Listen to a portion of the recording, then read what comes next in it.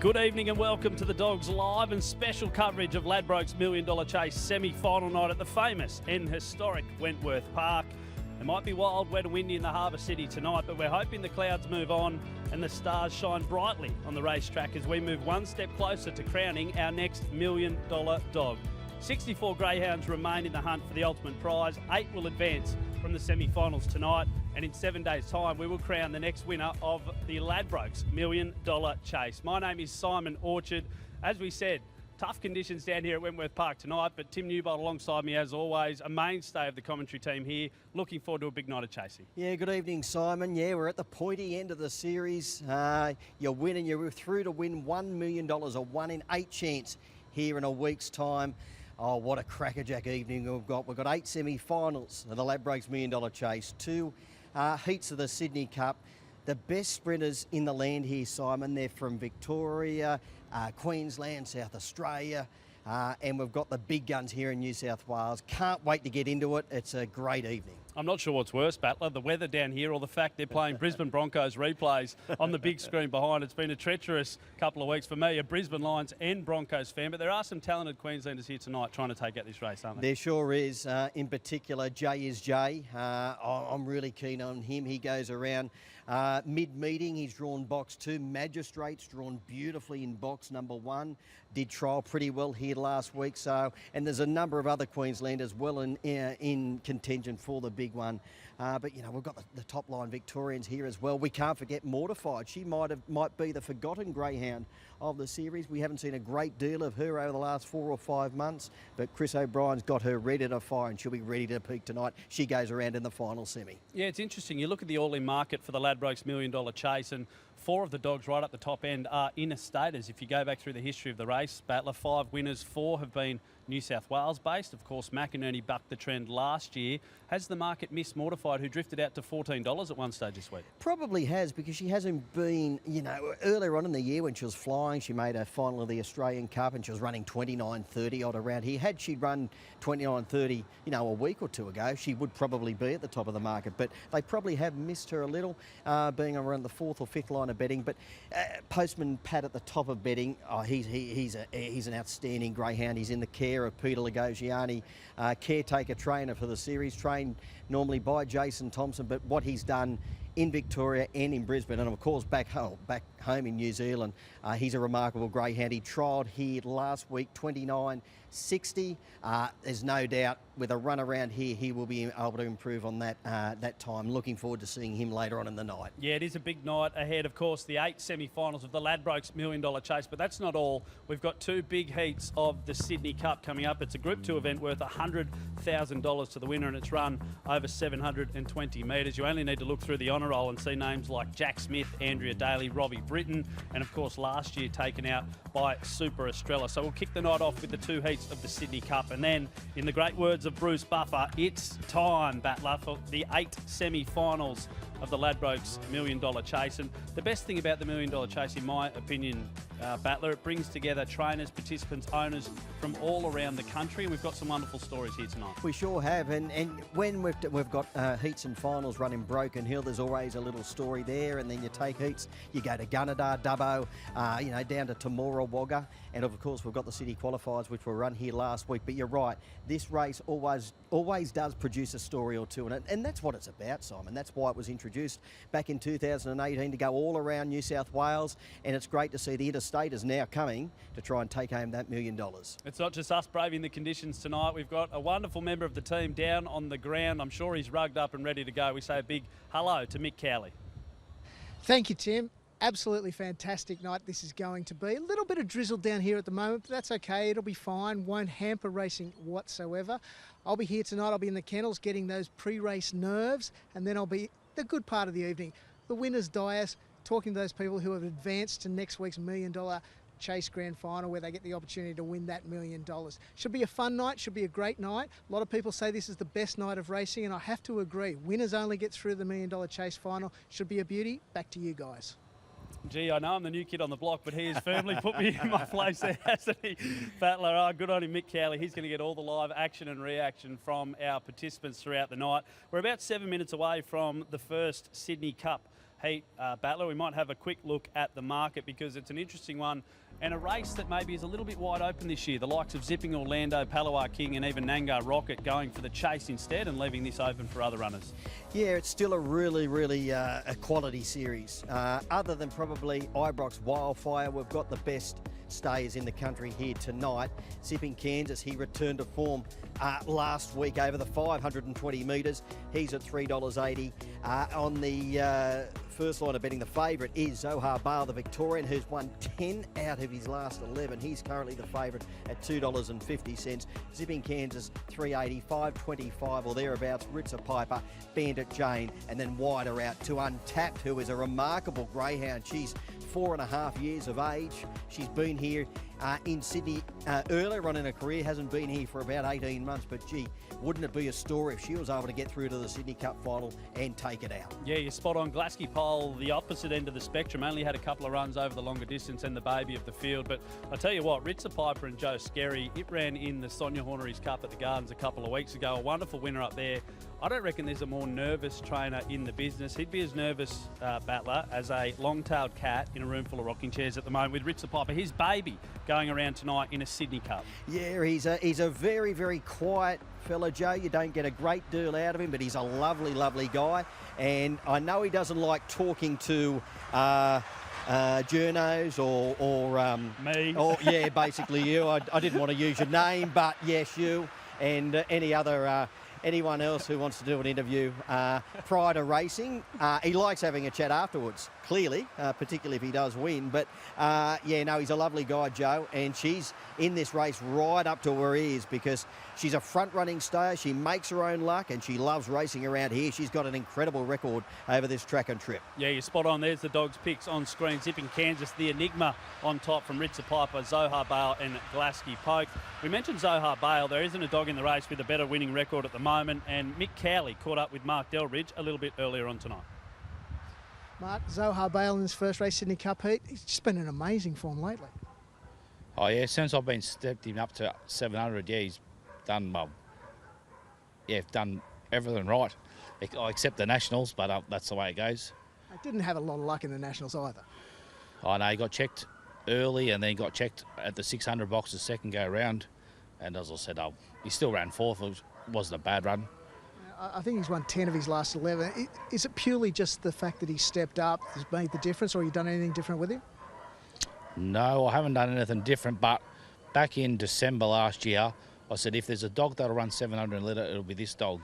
And, well, he's proven me right, so bit of luck, let's hope so, on his winning way.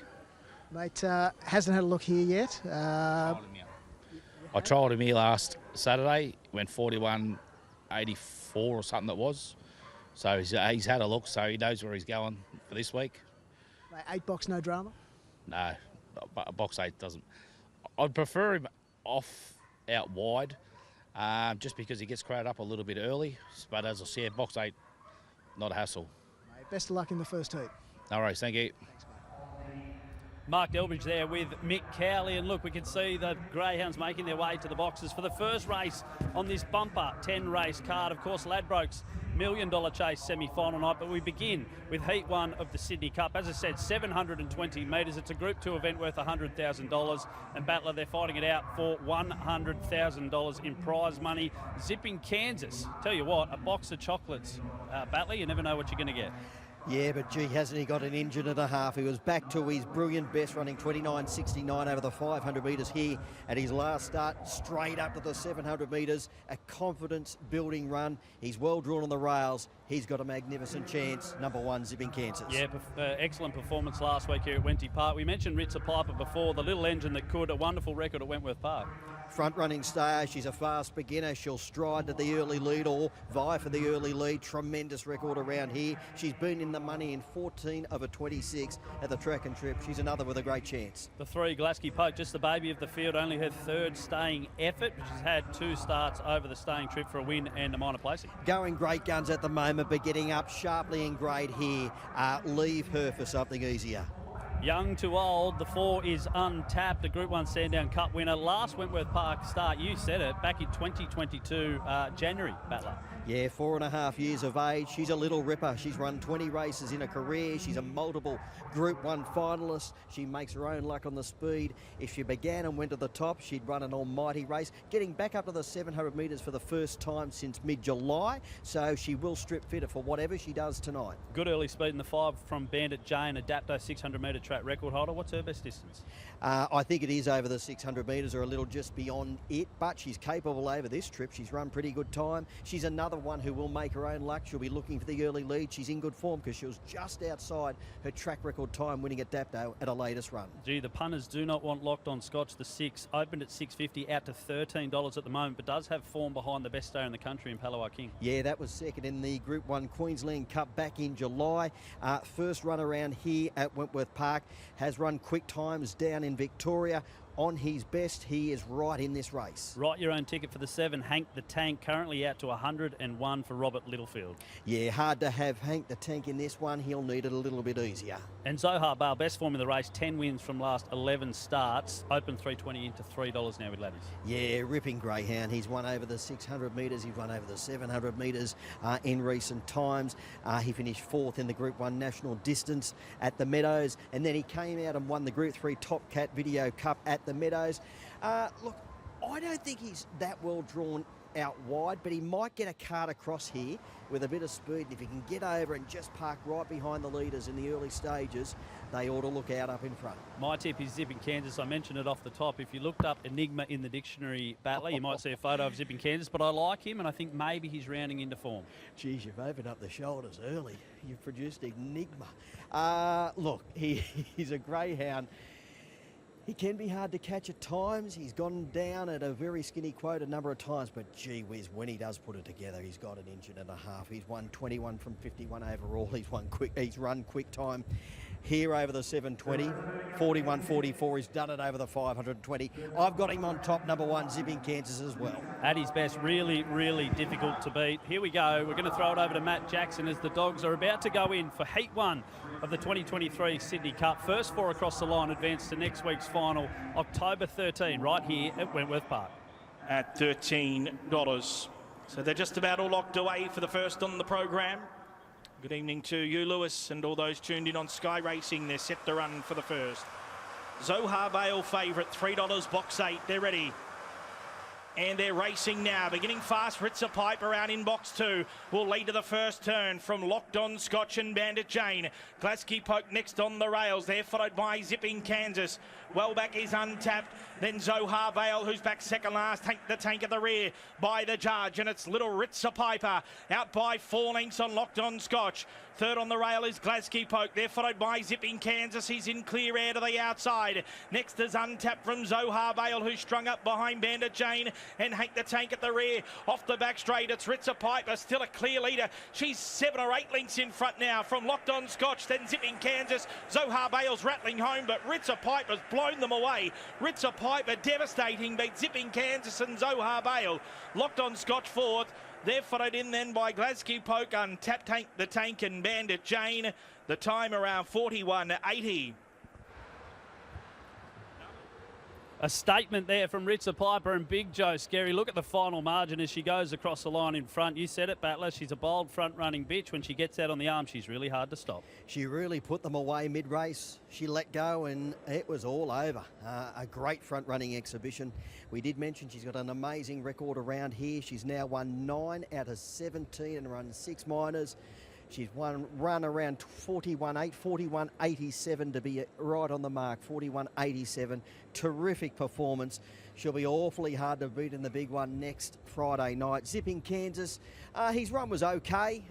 He had to work hard mid-race after beginning only moderately. Zohar Bale, he was an eye-catcher. He got home hard on the inside to grab third, just ahead of Looked On Scotch, who will go through to the final next week. Yeah, you'd imagine a couple of those be better for the run next week. 41.87, just outside a length, outside her PB here at Track and Trip for Wentworth Park.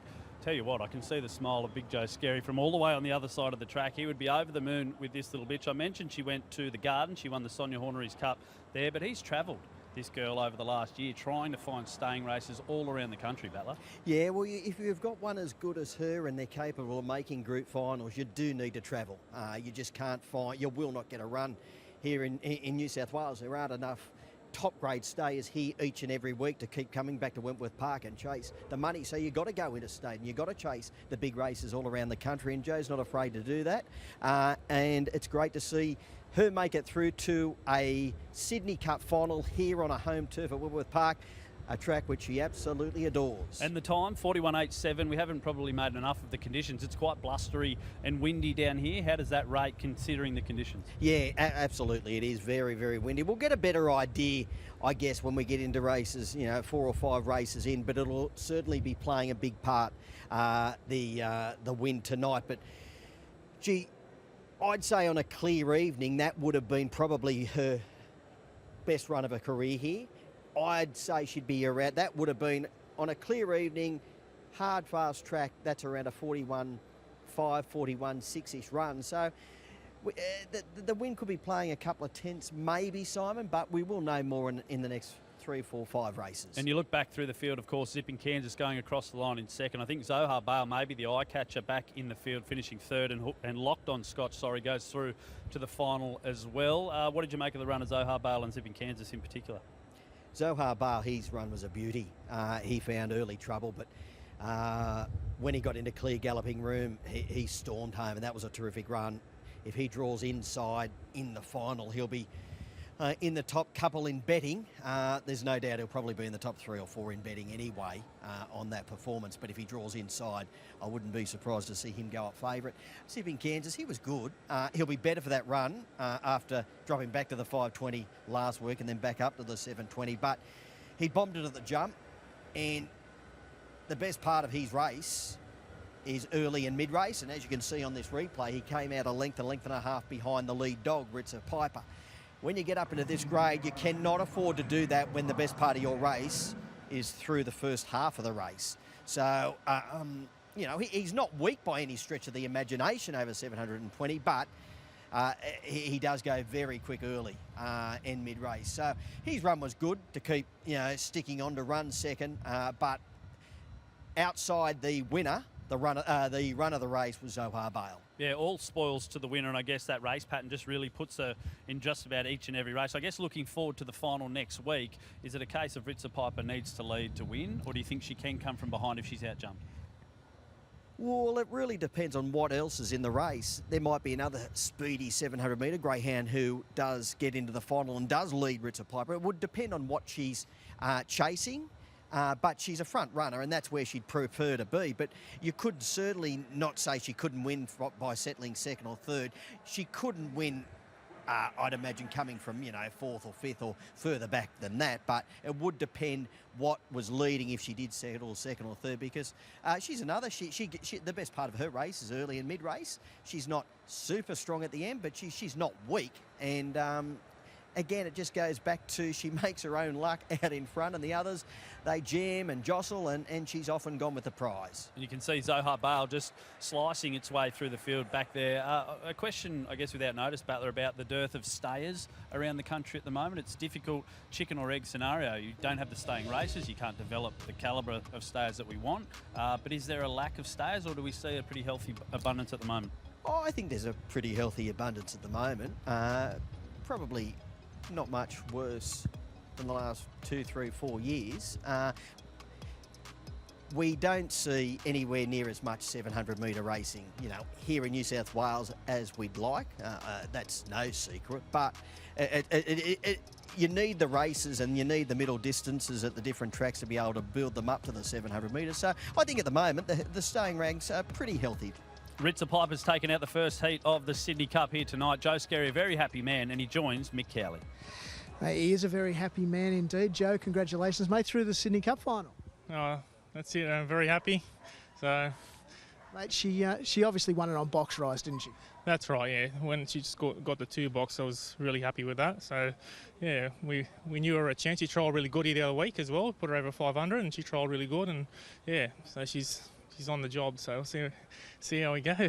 Your Association Cup finalists earlier this year. Another big thrill to get into a big race on a big night, which it will be next week. Oh, definitely, that's right. It's a big thrill, but it all depends, on the next step now in the box draw, hopefully, and hopefully everything goes well. So, Fingers crossed you can get a good one. oh, that's it. That's true. That's hopefully, yeah. Good luck, yeah. Congratulations, buddy. Well done. Thank you very much. I appreciate it. Thank you. All right. Cheers. See you. There he goes, Big Joe Scary with Ritza Piper. All spoils to her, the first winner of the Sydney Cup heats here tonight. And you can see the rain just starting to trickle down in the background. So not treacherous conditions, Battler, but certainly difficult conditions for our greyhounds. And look at our papers just fluttering around all over the place. My hair's not moving, and neither's your face, actually. What's going on there? Yeah. Mate, that was fantastic. Look, we've got another heat of the Sydney Cup to come, and then, of course, the Ladbrokes semi-finals. 8 of the best coming up later on tonight. Let's just have a quick look at race 2 on the program. Of course, Zipping Vanessa, Group 1 winner here at the track and trip. We're looking for Corborn Magic as well. Hasn't probably had the same sort of form over the last year, I reckon, Battler. Last year had a real purple patch of form, but Volpolacella, one of the best names in the business, and I reckon maybe a good bet in the next race as well. We'll be back after a short break with more coverage from Ladbrokes $1 Million Chase semi-final night.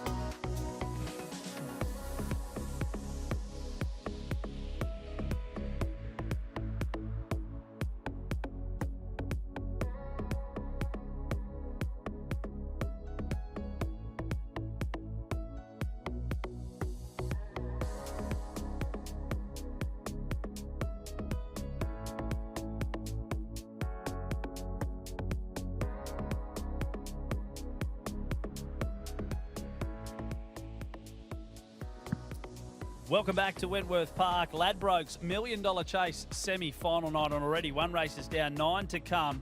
Looking forward to the semi-finals of the best race in the world, the $1 Million Chase. Race 2, Bo, is the second heat of the Sydney Cup. We just saw Richest Piper lead from start to finish. A bold performance here in difficult conditions. The market all about zipping Vanessa. Open 210. Look at that, crunched into $1.40 at the moment for John and Minnie Finn. They've won this race before, so looking forward to trying to get zipping Vanessa back into a final. Triumph for Jason Thompson at $7.50. And Valpolicella, hopefully I'm saying that right, Battler, from, I think, named after an Italian ice cream or something along those lines for Tony Zammit, has found some support as well.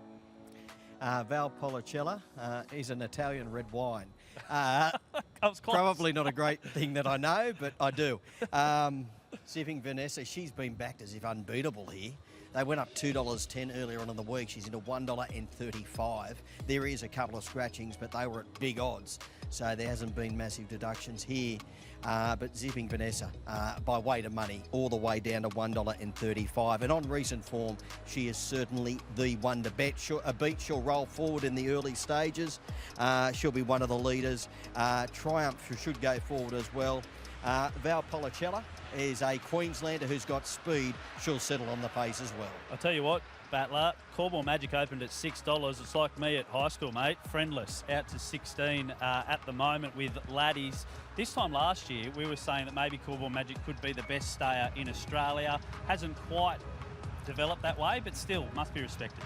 Oh, I think at one stage he probably was, Simon. He did get to the best stayer in the country, but you know he's getting on now. He's approaching 3.5 years of age. He's had 70 runs in his career. He's been in the top couple of stayers in the country at certain times in his career, but he is probably just racing a little below his best. But I'll tell you what, when he turns up, and if he does turn up in best form, he could easily blow this field away.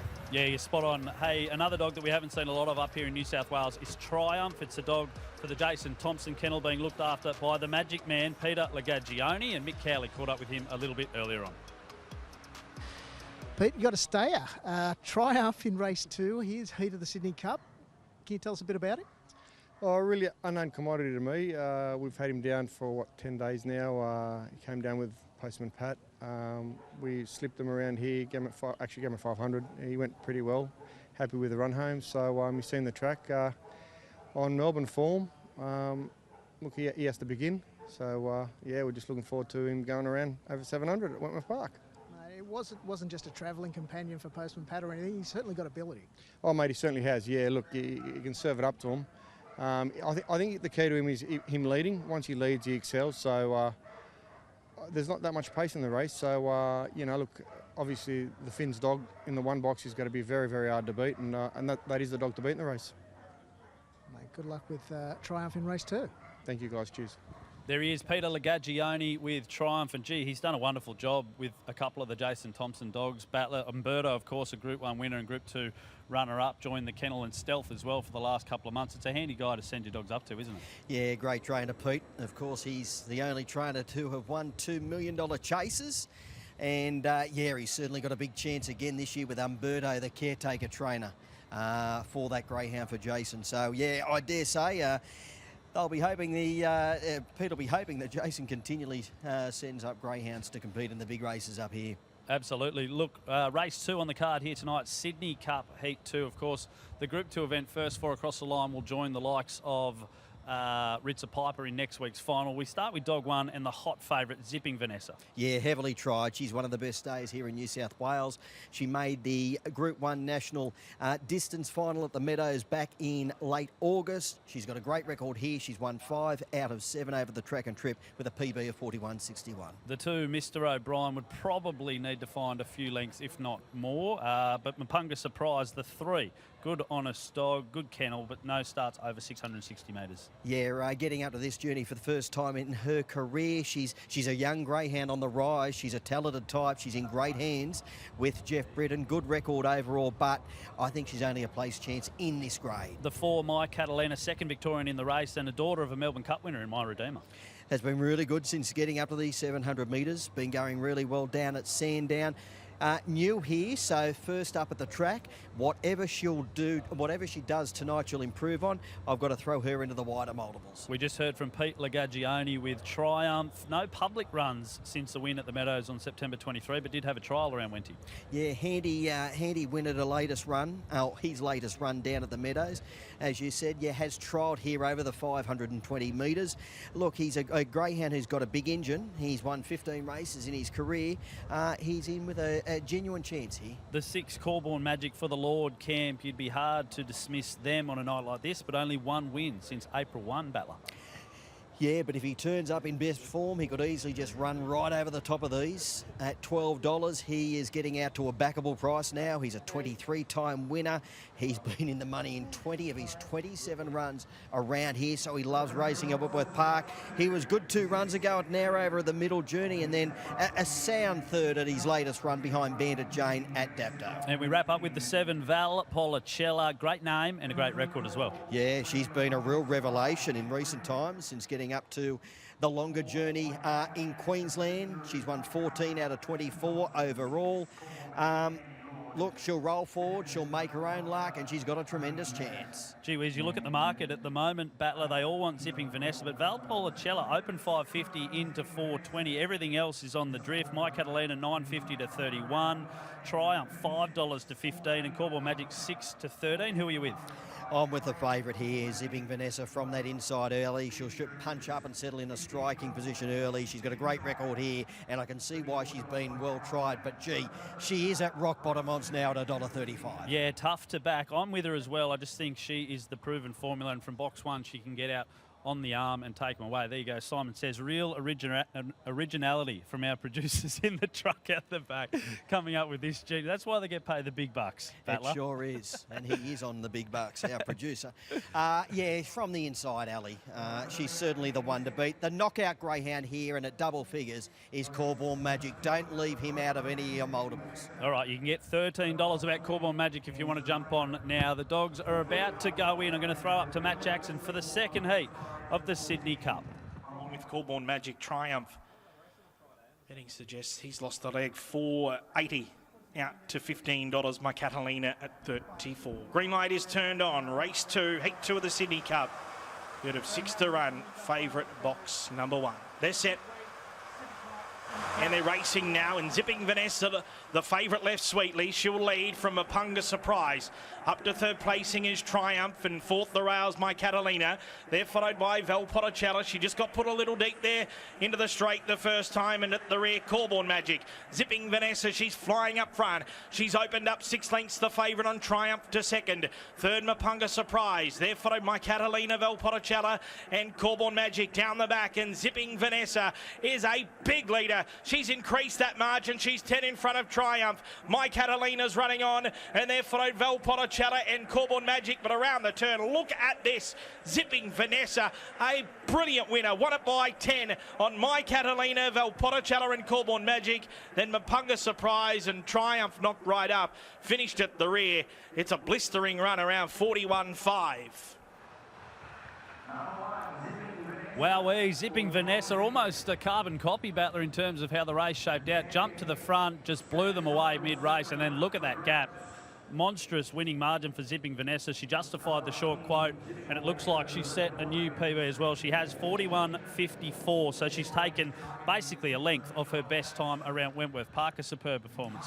That was a dead-set demolition job. She strode to the front early on and then just let rip mid-race, and she put them away in a twinkling of an eye. 41 and 54, a dominating performance. And she is right up there, vying for favouritism now for the big final here in a week's time. Tremendous record at the track and trip, and all honours to her. As you said, a carbon copy basically of heat number 1 when Ritza Piper went to the top, and she blew her rivals away and won by a big margin at the end. All honours Zipping Vanessa. My Catalina was really good in finishing second. Her first run here in Sydney. She'll take a stack of benefit out of that run. Val Policella, another greyhound who will be improved by the run here at Whitworth Park, is a greyhound who has got speed, so she'll put herself into the firing line in the big final. And Corborn Magic getting home for fourth. He's been able to qualify for yet another big race final here at Whitworth Park. Yeah, handy place, Divvy, for my Catalina. Minnie and John Finn can't be at the track tonight, so Mick Cowley is catching up with Courtney Barnes. Fantastic, I'm wrapped. 41.5, PB, perfect night to bring it. Oh yeah, definitely. Yeah, she's she's got it in her. Like obviously the box was in our favour tonight, and yeah, I'm just wrapped. There'll obviously be a lot of speed in the final next week. Yeah, the first winner obviously a lead all the way. That was a lead all the way, but she can do it other ways as well, can't she? Yeah, she can do it. She's got it in her. Yeah, she's, like I said, the box was in our favour as well tonight. She got on the rail and she just went for it. And she basically broke him up completely, didn't she? I know, she flew us away. That was an easy watch. Hopefully there's some more easier watches for you tonight. Yeah, fingers crossed, fingers crossed. Good luck with the rest of them tonight. Thank you very much. There she is, Courtney Barnes representing Minnie and John Finn, the winner of the second heat of the Sydney Cup in Zipping Finesse. As we take a look now at the destruction job that it was Battler. Sustained speed through the majority of the race and a really good effort for a bitch that's only had 23 race starts now. Yeah, absolutely, Simon. There's not a great deal you can actually say about the race. She just went to the top and put them right away. Down the home running on the first occasion. Led Mapunga Sunrise. She dropped out mid-race. Triumph worked into second position at this, or mid-race, but really tight over the latter stages. And here you can see My Catalina starting to run into second position, finishing it off fairly strongly. And Val Policella back in third, who was really good as well. But all honours to the winner, Zipping Vanessa, running a PB. And have a look at this vision here. You can see how well she began.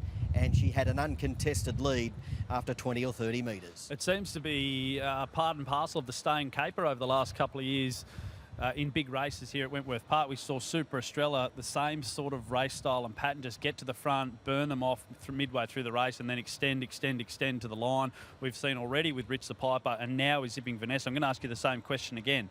Does Ritza Piper need to lead Zipping Vanessa to win the race, or are those two going to be going hammer and tong at the front? Oh, yeah, she'd need to lead Zipping Vanessa. Zipping Vanessa's stronger home than what Ritza Piper is, so she would need to lead her in the initial stages. But if Ritza Piper ran to the lead and Zipping Vanessa was able to settle second, it would be a race and a half mid-race, because that's where the best part of their races are. But, yeah, it'll be a very interesting box draw when it does come up after race 4, where these greyhounds lead, these genuine speed greyhounds who pretty much need to lead. Not so much Zipping Vanessa, but Ritza Piper probably does need to lead to beat a greyhound like this. What about the run of Val Policella, I should say, back in the field? Obviously finished third for Tony Zammit behind My Catalina. Corbel Magic gets through as well, but Val Policella will take benefit, you'd assume, from the run and be only better next week in the final. Oh, she'll take a stack of benefit out of that, Simon. Stack of benefit. She's a greyhound who's got untapped ability. She's been a real revelation since she got up to the middle journey and longer journey in Queensland. And she earned a spot in a heat of the Sydney Cup here at Wentworth Park tonight, and she's run a really, really nice race in finishing third, and she'll go into that final next week. That run under her belt here, and will take a stack of benefit. She's in astute hands with Tony Zammit, so she'll be ready to rock and roll in a week's time. And the box draw for the Sydney Cup, 2023 Sydney Cup, will be held between races 4 and 5. You are going to be ducking downstairs and doing your best, hosting duties, I guess, down there. Battler, what are we running? Banjo tonight? We're running the banjo, the trusty old banjo for the box draw for the Sydney Cup and the $1 Million Chase Consolation, which will be done after the last race on the program. But then the big one, the $1 Million Chase Final, just something a little different. We've got to talk to our producer what that box draw entails. Probably a hat or medallion, and yeah, medallion. We're hearing down the line, so come up and pick your lucky box. So that'll all happen after the last here at Wentworth Park. Full transparency, so the participants, no matter what they say, we're not rigging it if we do that. Let's not ever get into that.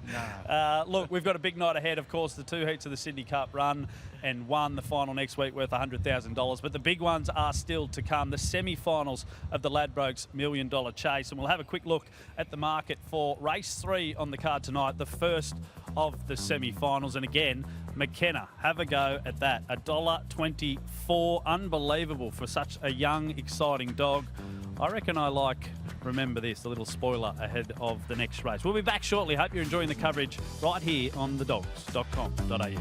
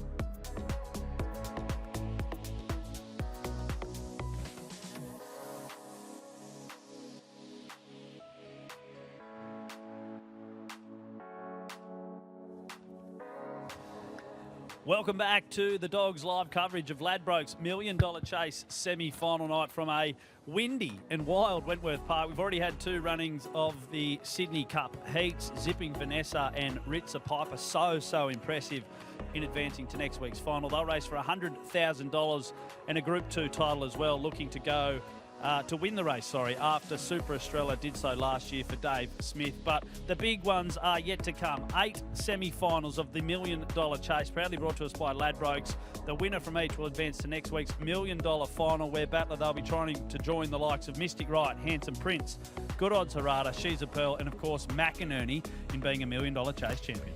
Yeah, what an honour roll when Mystic Right won it back in 2018, and what a race it has developed into. Now in 2023, the 6th running, and who will it be? McKenna. It could be McKenna. He is a dominant favourite here at $1.24 or thereabouts. After a brilliant trial here a little over a week ago, McKenna, he's a flying Victorian who won his way through to the semi-finals, taking out the Temora regional final. And he has been heavily backed to take out the series. They bet $26 a couple of weeks ago. He's now into around the $5 or $6 mark to take out the big one. Yeah, you're spot on. Postman Pat, $5, McKenna, $5.50. And, geez, not a lot of meat on the bone here, Battler. I tell you what, though, remember this, a $5.35 or thereabouts dog to the first mark. Can remember this for Vic Sultana, a daughter of Skywave, who ran 3rd in the inaugural $1 Million Chase, caused maybe a boil over here. Well, she's a greyhound who makes her own luck on the pace. She's got good box manners. She's got that early speed to vie for the lead, but she would need to improve coming home. She has run 29.71. Very good run around here, but we're talking a greyhound who reportedly trialled 29 and 32 here a little over a week ago. On that time, she's clearly the one to beat, and you can see why. She was backed off the map after that trial. She comes to Sydney having won 8 out of 10 overall and run quick times down in Victoria around Shepparton, Horsham and the like, and then she was just outside the record, taking out the Temora regional final, and she's arriving here in peak form. Our participants are eagerly awaiting the walk to the boxes for the first of the semi-finals here tonight. What do you think is going through their heads right now, Battler, as they have done all the hard work? They've got their chargers ready for probably the biggest race of their lives, and now in about 5 minutes' time, they'll have 30 seconds of work to get through to $1 million final. That's just insane. Well, they would no doubt be dreaming of their greyhound taking out this one, being the first semi-final winner. And if you get semi-final winner number 1 or semi-final 1 winner, you can sit back and relax and just sit back and watch all of the other semi-finals. And if you've only got the 1 runner in tonight. So, yeah, there's no doubt they would be dreaming of having 1 in 8 chances of taking home $1 million in a week's time. But I guess a couple of them are probably thinking, gee, I'm a bit unlucky to run into McKenna first up, but she's certainly not over the line by any stretch of the imagination, although the punters believe she is. Well, one that it's certainly scared off, or potentially, I guess, is Cashmaster, who drew awkwardly in the 5, began so well at Grafton, but hasn't come down. So Bella Una comes into box 5, the squeeze box there, but McKenna remarkably was still taking money, was into $1.20 a moment ago, out to $1.35 at the moment. There's not a lot of other movement in the market at all, Battler. I guess, how much credence do you put in a trial that, if it reportedly happened, was probably 1 out in ideal race conditions? Does it make a difference going into a field for such a young dog coming up against some experienced chasers? Well, yes, it is, but 29.32, Simon, is out of this world on a trial night. Normally, a trial night track wouldn't be anywhere near up to the standard of a racetrack as far as, speed is concerned. So when you're running those times on a trial track, it's quite remarkable. Look, she is up against some greyhounds who have had many other runs. Nangar Rocket's a greyhound who's travelled, interstate a few times and has been in the big races over the 700 metres and over the 600 metres. So, look, it is a test, but she's a greyhound who is pretty much out of this box, or out of the box on previous wins down in Victoria and at Temora. And then, if that trial is correct. So she's unbeaten from box number 1, so that shouldn't be an issue. And she's got those great traits of being a good beginner, and a great turn of early speed. There she is. She's only had the 10 race starts for 8 victories, but you go back to that Tamora series, she smashed Baby JC, and Baby JC was withdrawn from the final, so maybe there is an error there, but she's a Group 1 winner, and then she went within a length of She's a Pearl's track record. So that indicates that she certainly is a classy bitch. As our participants make their way to the boxes, there is Ann Barnes, Nangar Rocket, the subject of some support, 750 into 650. But let's start with McKenna.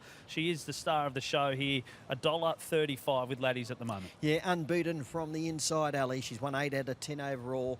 Her last two at Tamora, as we've just mentioned, taking out the heat, and then the final in just outside track record time. She's reportedly trialled the house down around here, a deserved favourite, and she's been backed off the map. The two, remember this, for Vic Sultana, third in a Group 1 less than a month ago. Yeah, and that Group 1 was the Dapto Megastar, and she's got a good record around here. She's another greyhound with early speed. She'll make her own luck if she can cross McKenna. She'd run a cheeky race bowling along in front. So, Butler, if McKenna and remember this both begin well, does Nangar Rocket get the run of the race, potentially? Well, if he does begin on terms, he could certainly park third right behind this pair. And one thing you can be assured of, he will be strong at the end. He's run quick time around here. He ran 29.89, winning a city qualifier at his latest run. He is probably the knockout greyhound in the race. The 4 eyes to eyes for Nev Brown. Yeah, good to see him make the semi-final for Nev, but I think he'll be tested in this grade. The 5, Bella Una comes in, replaces Cash Master in a good kennel. It sure is. Made the Group 1 Peter Mossman Opal here back in July. She's another with a good turn of speed. She's not too badly drawn in the middle of the track because she is a bit of a straight tracker. She's a great little roughie in the race. The 6, Enzo Herrera, 4, Gary Edwards, quick early, was very good in the Nowra regional final. Yeah, in good hands with Gary Edwards. Speedy type, but this is getting up to top level here. Look, I think she'll struggle to get across. The 7, Zipping Caleb, Zoom top winner. We saw what happened last year. Zipping Orlando won that race and has gone on to great things. How good is Zipping Caleb? Oh, he's a very good dog. He's an exciting young pup on the rise. Absolutely bolted him in a city qualifier here last week, 29.56. He's building a great record. He's got a big engine. He's just got to...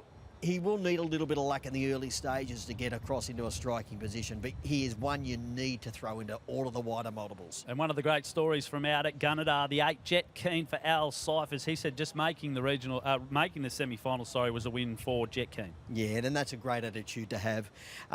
Good to see him here. He's got a good record on provincial and country tracks.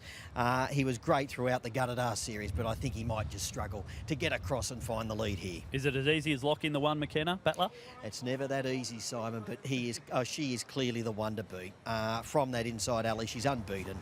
She's trialled the house down around here, McKenna, and I've got her on top. I like remember this, but speaking of McKenna, we have got a special coverage tonight with special cameras. Battler, have a go at this. Box 1 camera. We'll see McKenna get slid into the boxes as the trainers take off the collar and leads. They're about to throw them in to the $1 Million Chase semi-finals, proudly brought to you by Ladbrokes. How good is this coverage? We're about to see one of the rising stars of the sport get put into her biggest race so far, race start number 11. She's $1.45, McKenna. Let's see what she can do. Over to Matt Jackson for the calling of the Ladbrokes $1 Million Chase semi-final 1.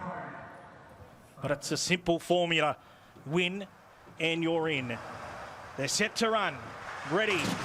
Racing. McKenna walked out. Remember this out fast and will lead clearly down to the first corner on Nangar Rocket. McKenna, she has to be tough through along the inside. She gets to second. Getting up on the inside, Ballouna's threatening danger. They're followed by Zipping Caleb. A gap in the field, then 2 Jet Keen Eyes to Wise and Enzo Herrera off the back straight, and Ballouna race to the front now on McKenna, who's moved up to second outside. And remember this, the favourite has to find big time because Ballouna's broken away, and Ballouna races her way into the $1 Million Chase Grand Final in an upset beats Remember This and Zipping Caleb. McKenna, the bubble went pop. There followed Nangar Rocket, a gap eyes to Wise, Enzo Herrera and Jet Keen. The time around 29.70. Wowee, beware the reserve. Bella Una for Jack Smith. Holy cow. Timmy, McKenna just walked out, and that was her race done and dusted. Bella Una, maybe I thought Remember This could hang on, but just so tough up the back straight, and that's a good win. Boy, oh boy, what a boil over. Basically the series favourite out. It just shows you can't begin like that when you get up into the top level, Simon. She began poorly. She came out a length behind. Remember this, she had to work overtime mid-race and her race was gone. She couldn't win when she had to do all that work early days, and Bella Una got into a good spot down the back. She has already made a Group 1 Peter Mossman Opal, so she's a quality bitch, and she's got the job done in good style, running 29 and 70. And a big boil over in the opening semi. I'll tell you what I learned, Battler. The overs god is undefeated, my friend. There was people talking during the week about getting $30 about McKenna. She gets crunched into $5.50 before that race, $1.45. She's clawing at the front of the boxes, so maybe just a bit of absolutely unfamiliarity, I guess, for McKenna. You can see her clawing at the front there and just missing the start, but all spoils to the victor. Bella Una, Jack Smith. Before we throw to him, there's, remember this, just spearing out Bella Una. Look at that. How did Bella Una get through there and manage to come out on the other side with the victory? She's ducking back to the rails to get into that nice spot. But, gee whiz, this is a wonderful, wonderful, wonderful result for Bella Una and Jack Smith, and he joins Mick Cowley. Jack Smith, congratulations. Is that a surprise or not? It was to you. You told me I had no hope. But, well, it certainly was. I mean, in these races, if the top dogs do something wrong, the others will take advantage. There's no doubt about that. So, and she's a good little trier. So, it's amazing how this sport works out. Yeah, 3-4 days ago you didn't have a run in this race. All of a sudden you get a start and look what happens. That's right. She was coming back tomorrow night, and frankly, I preferred to have been in that race. But anyhow, as it worked out, the teacher, I wouldn't like to be in his class this week. Kids will learn nothing. They're probably about the dog race. Hey, what's it mean? Like, forget about the money. To get into our biggest race, you've got a 1 in 8 shot at $1 million next week. Oh, that's right. It'll just be a great weekend, right? You've won once you've got in it. You're a winner as far as we're concerned. He probably won't sleep that well. I'll probably go all right, but I don't want to sleep. Mate, did you? You're a realist, I know that. And what were your thoughts coming here? No, she's just a good little trier, and she, it's just different when the pressure's on all these dogs. It's just different racing, and she was out the back early, so she's just got a dream run, and the outsiders will take advantage if it happens. Yeah. I officially apologise. I knew I should always trust you. You know what you do, and I don't. Good on you, mate. Thanks, buddy. Congratulations. Right. Thank you. There he is, a very happy Jack Smith, the first Greyhound through to the Ladbrokes $1 Million Chase semi-final. The arms go up, triumphant for the great Jack Smith and Bella Una. A hell of a run, a new PB for her as well. Batley, you mentioned an age-restricted Group 1 finalist earlier this year behind Nangar Lucy. It's a pretty good form reference, isn't it? Yeah, and she had the inside alley on that occasion. I don't think she's all that well suited drawn the inside. I think she's better drawn in the middle of the line. Here's that close-up vision again, as you can see, McKenna from that inside alley badly away, and that was the end of the section. She couldn't pick up at that point. And again here, you've got to say all honours to the winner, Bella Una, because remember this, she had every chance to qualify after spearing out and finding the lead, her favourite position in front, but she wasn't good enough to hold on, and all honours going to Bella Una. And there's no doubt she'll be cherry ripe come the final next week, being in Jack Smith's care, and I'm sure he will do many interviews over the next week or so, Simon, because he's one man who is a great promoter of this sport, never knocks back an interview, whether it be radio, television, or in the print, and he is always happy to talk to all of the media to promote the race, and there's no doubt he'll do plenty of that in the next week or so. I'll tell you what, there's probably only one person who's a better media performer, and that's Marie Smith. She's more than happy to jump on the phone as well. I still can't get over the run for Bella Una. Squeezed straight out of the race in the first 50 metres, just lobbed back into a beautiful spot, and this was just electric up the back straight, wasn't it? Yeah, she went up and around, remember this, like she was nailed to the rail, really put her away in a twinkling of an eye, and she let go, and she was terrific in the latter half of the race. 29.70 to take out the final, Simon. I think she's going to need to find a good couple of tenths with the greyhounds we've got ahead of us. But you never know. We don't know what can make it through to the big final. We've already seen a 5s on favourite go down in the opening semi-final. Gee, what a sensation. 7 to go, Simon. And Jack Smith running 4th in the May edition of the $1 Million Chase last year with Irinka Riley. He'll be hoping to go a couple better. There you go.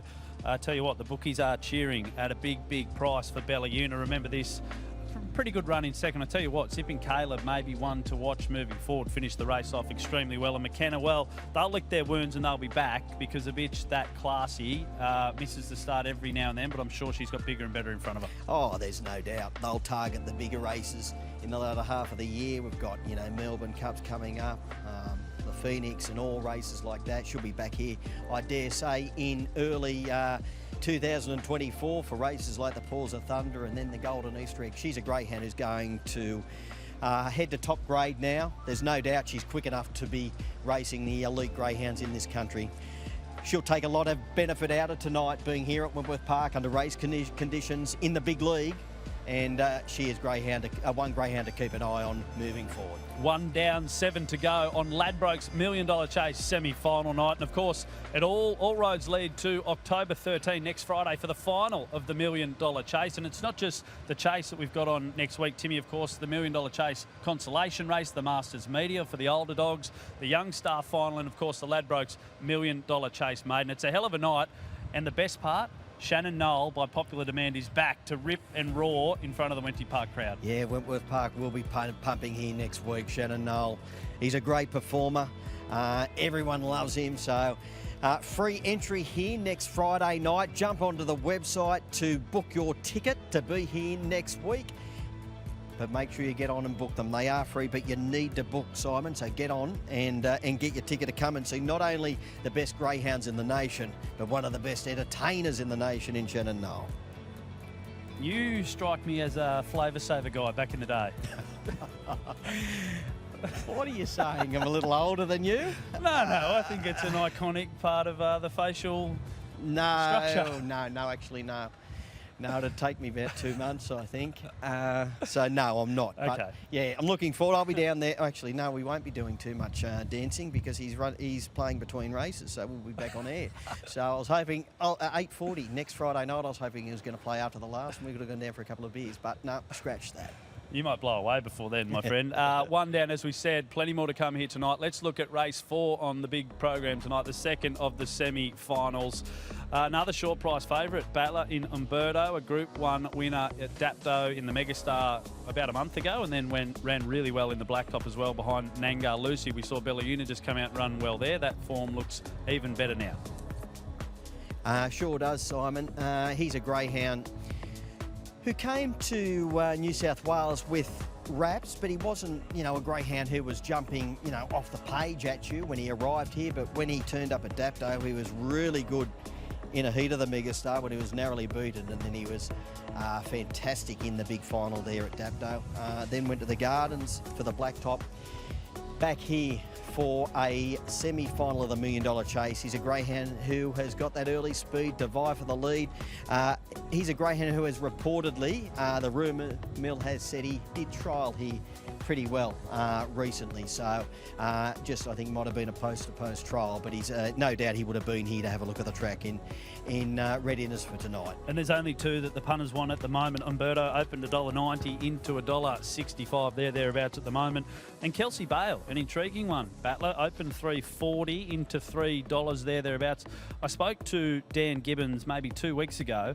He was a little bit dirty. He thought that Kelsey Bale should have got Greyhound of the Year, and I'm almost paraphrasing here. He said she had more group finals than Wow She's Fast had races in that period. Do you agree that Kelsey Bale is a star of the sport? Oh, no doubt. She's won the Ballarat Cup, the Geelong Cup, the Warrnambool Cup. She's the Country Cup's queen in Victoria. She's an absolute ripper. And Dan has done plenty of travelling with her. He hasn't been afraid to travel, go interstate. No, she's a ripping greyhound. She hasn't got a good record here, though. She's been here 4 times, yet to run a drum, Kelsey Bale. But she's in this race right up to her ears. She arrives here in peak form. having won her heat and final at Wagga in great fashion.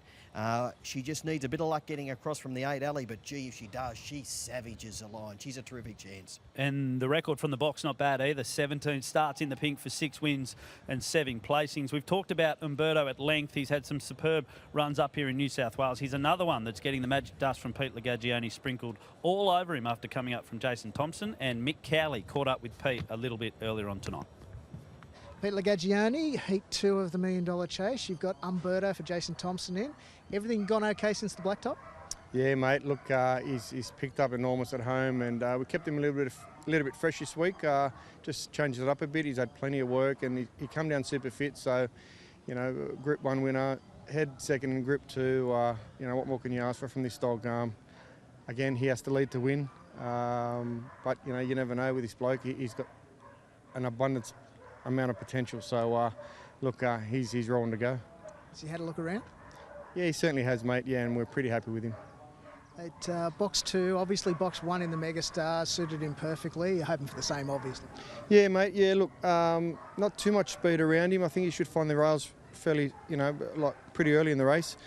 You know, there are a couple of, late finishes in the race. So, you know, I think, 10 metres to go, we'll all have our hands in our nails in our teeth and hands on our, mouth and seeing where he's at, but and where they're at. So, more importantly, look, he's well, and we've done our job.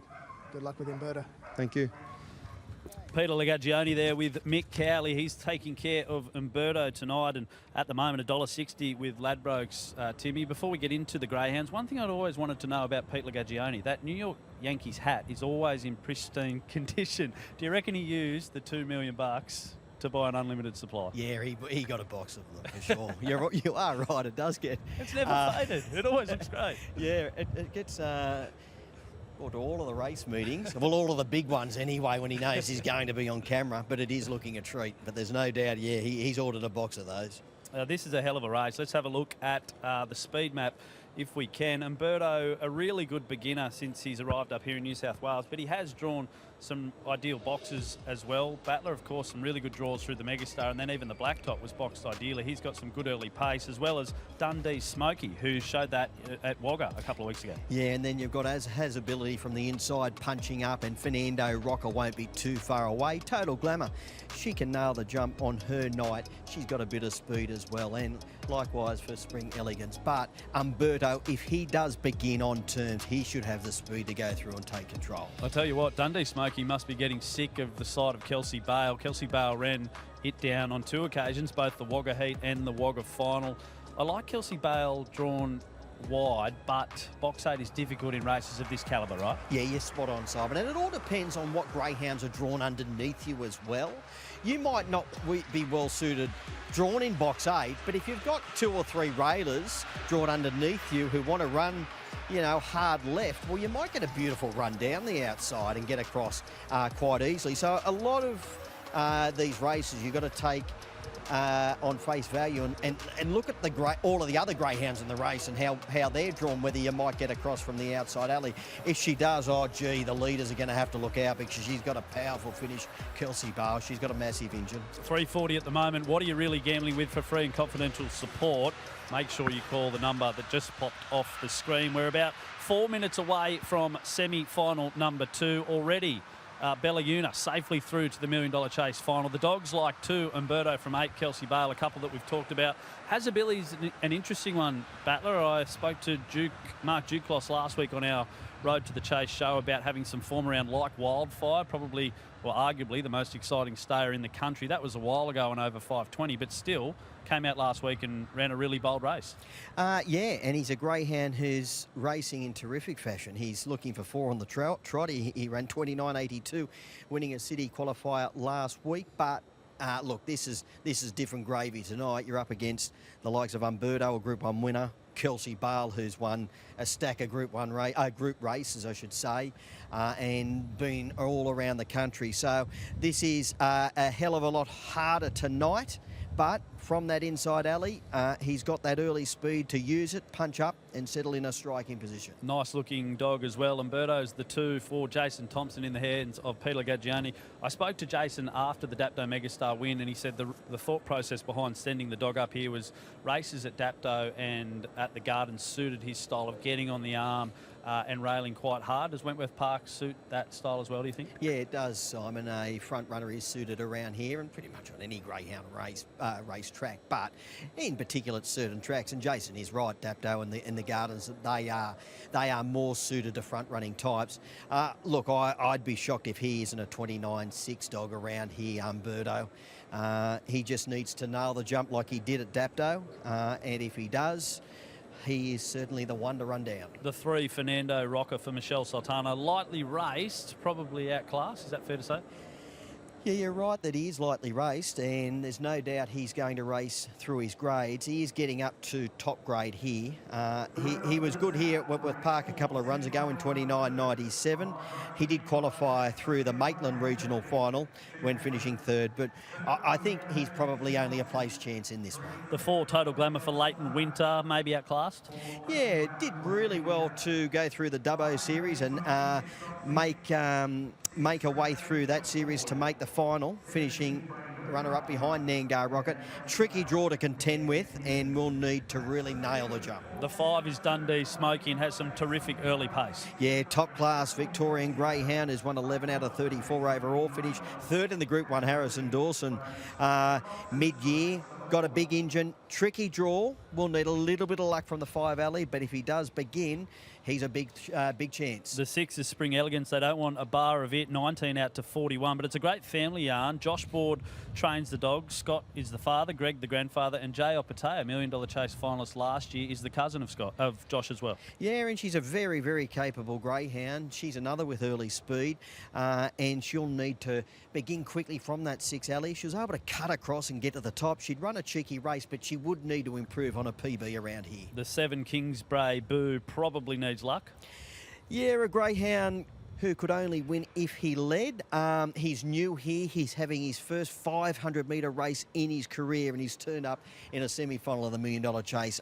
Look, I think there's other races for him. And the 8, Kelsey Bale, is steady, open 340, hasn't really budged in the time since. You mentioned the treble before, only dog to do that, the 3 Country Cups in the space of about 2 months. She could cause a boil over if Umberto was to maybe dwell at the start. Oh, I wouldn't even say it's a boil over if she does get the money. Simon, she's hard in the market around the $3, $3.20 mark, but gee, if she gets across here, the leaders better look out. She will hit the line like a runaway freight train. She's a ripping greyhound. If she gets across, look out up in front. I tell you what, they're coming for Hazability, 850 into 750 late from box 1. Umberto just slightly on the drift. Umberto's my tip. Battler, you the same? I'm in the corner, Umberto. I think he'll go straight to the top and the one to run get down. All right, here we go. Semi-final number 2 of the Ladbrokes $1 Million Chase. Who will be the second dog through to the $1 Million final on October 13? I'll throw you over to Matt Jackson for the calling of the Ladbrokes $1 Million Chase semi-final. This is Dundee Smoky, 750 Hazability at $8. They're the 4 in single figures. But it is the Dapto Megastar winner, Umberto, to jump the favourite. Green light is on. He'll go at $2, $3.20 Kelsey Bale, $7 Dundee Smoky. Ready, and they're racing now. Spring Elegance, box 6, bounced well. Umberto out fast. Going right with him to the first turn is Dundee Smoky. So Dundee Smoky will burn off Umberto and leading 2 lengths to the back.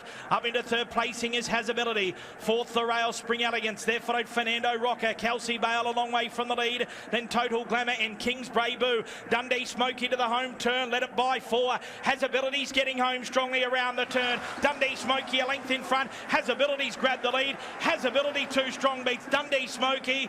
Umberto maybe just 3rd from a fast finishing Kelsey Bale. They're followed then by Total Glamour, Spring Elegance, Fernando Rocker and Kingsbray Boo. The time around 29.80, 29.82 to be precise. Stewie has ability indeed. Oh boy, Timmy Newbold. We've had 2 races and already 2 shock results, it's fair to say. The favourite backers are on their knees. They're on their knees. Oh, he began brilliantly, Umberto.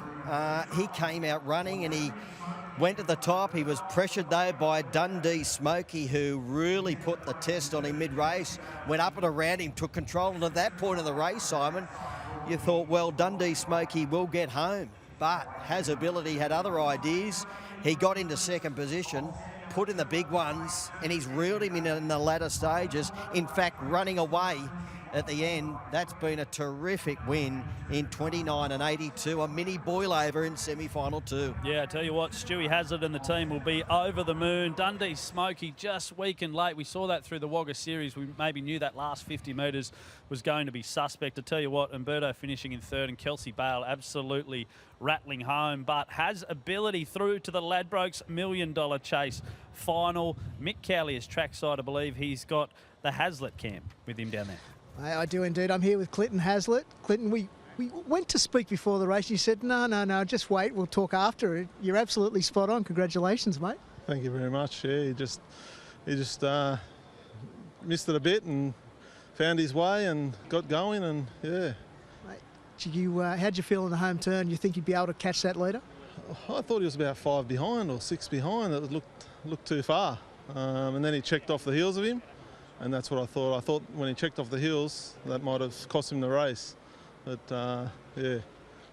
Certainly improved leaps and bounds, this dog. You had last week, fantastic performance to get to here, and tonight, another super performance. Yeah, he's just trained on well this week. Everything he did was perfect for him. Your dad will be at home cheering, no doubt?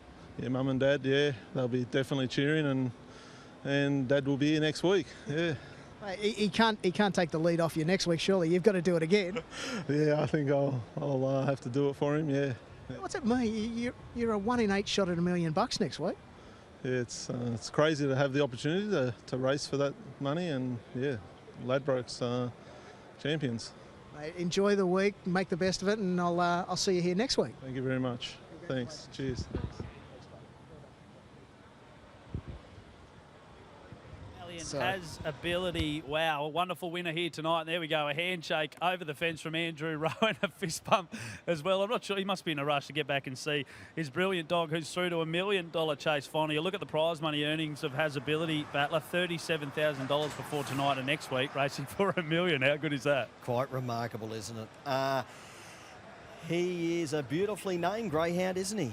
By Fernando Bale at a Bikini Cloud. They knew what they had early days to name him that, and now he's made it through to $1 million chase grand final. Makes it 4 on the trot, running 29 and 82, which is identical time to what he ran winning a city qualifier here last week. So all honours to him. He got to the outside in the home straight and he reeled in Dundee Smokey, who looked to have the race shot to pieces mid-race when he took control, and he sprinted right away from Umberto, but Has Ability had other ideas. There was just some scuffling through that first bend, which maybe allowed Has Ability to get the perfect rails run up underneath. I tell you what, Umberto dropped off probably quicker than I would have thought up the back, which was a little bit surprising, but then Has Ability, look at this powerful finish coming around the heels of Dundee Smokey and putting it to the sword. I tell you what, the form from Like Wildfire about 2 months ago is looking just absolutely red hot, and we can see Umberto just crouching down in there ready to go. He sprung out absolutely beautifully. And here we go, the slow motion from the side. You can see Has Ability nearest to camera and has Umberto from box 2. Dundee Smokey wasn't the quickest away, but certainly mustered into a great spot. And this is just great footage from our team here at Wentworth Park. Sure is, Simon. As you could see, he was down perfectly ready. And then when the lids came up, he went bang straight to the top. But it wasn't enough. Wasn't enough to go into $1 million chase final. And here's Dundee Smokey moving up through the catching pen to put the pressure on and really put it through.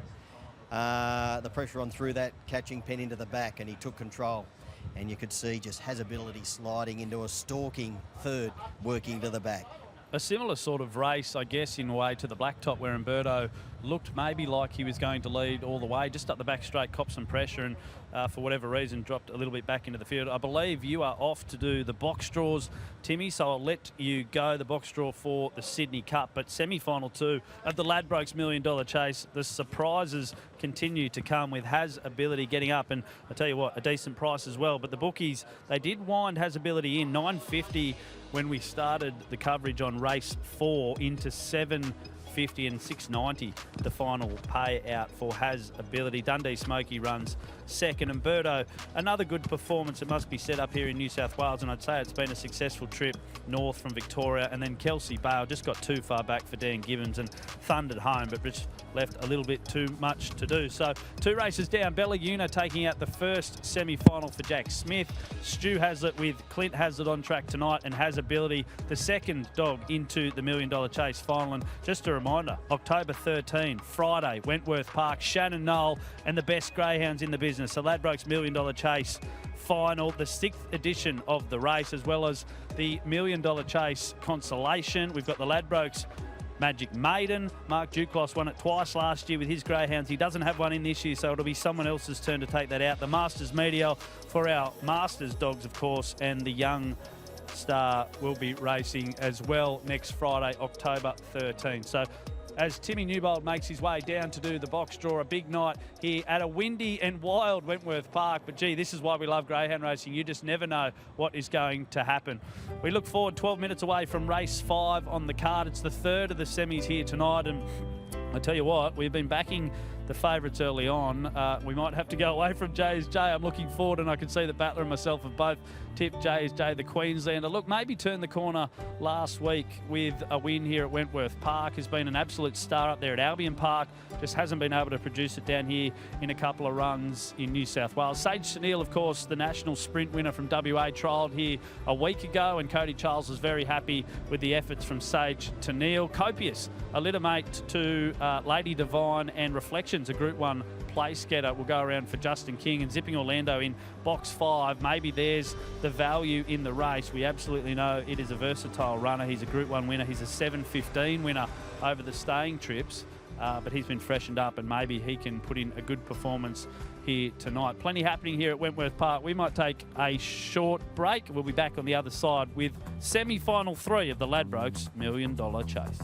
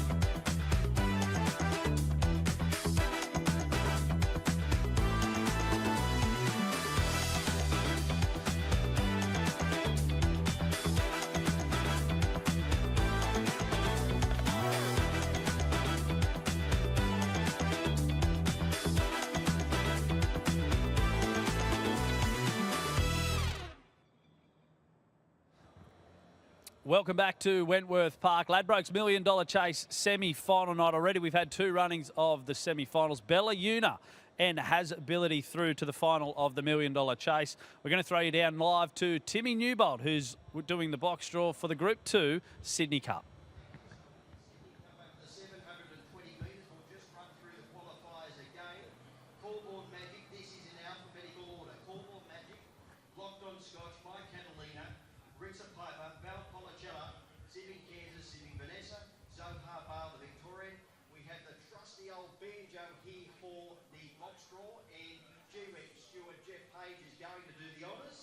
So, Jeff, let's rock and roll. Well, we weren't prepared for that one. Trusty old banjo has really let us down, that's for sure. So on one side we have the Greyhound in order, box. Greyhound box. Okay, the Greyhound number 5. Comes from box number 2. Greyhound number 5. Val Policella has drawn box number 2. Dog 8, box 1. Greyhound number 8. Zohar Bale has drawn box 1. Dog number 2, box 4. Dog number 2, Locked On Scotch, has drawn box number 4. Locked On Scotch has drawn box number 4. Dog number 6, box 5. Greyhound 6, Zipping Kansas, box 5. Zipping Kansas in box 5. Dog number 1, box 6. Greyhound number 1, Corborn Magic, has drawn box 6. Corborn Magic in 6. Dog number 7, box number 7. Greyhound 7, Zipping Vanessa, has drawn box 7. Zipping Vanessa in box 7. Greyhound 3 in box 8. Greyhound number 3, My Catalina, has drawn box 8. My Catalina in 8. And Greyhound number 4 gets box 3. Greyhound number 4, Ritzer Piper for Joe Scary, and all the way winner tonight has drawn box number 3. Ritzer Piper has drawn box number 3. For the Sydney Cup here next Friday night over the 720 metres, we'll just get all the names up on the screen. So Zohar Bale, the Victorian who has won 10 of his last 12, has drawn box number 1, Zohar Bale. The Queenslander, Val Policella, has drawn box number 2. She was terrific first up here tonight. Ritzer Piper, an all-the-way winner for Joe Scary, has drawn box number 3.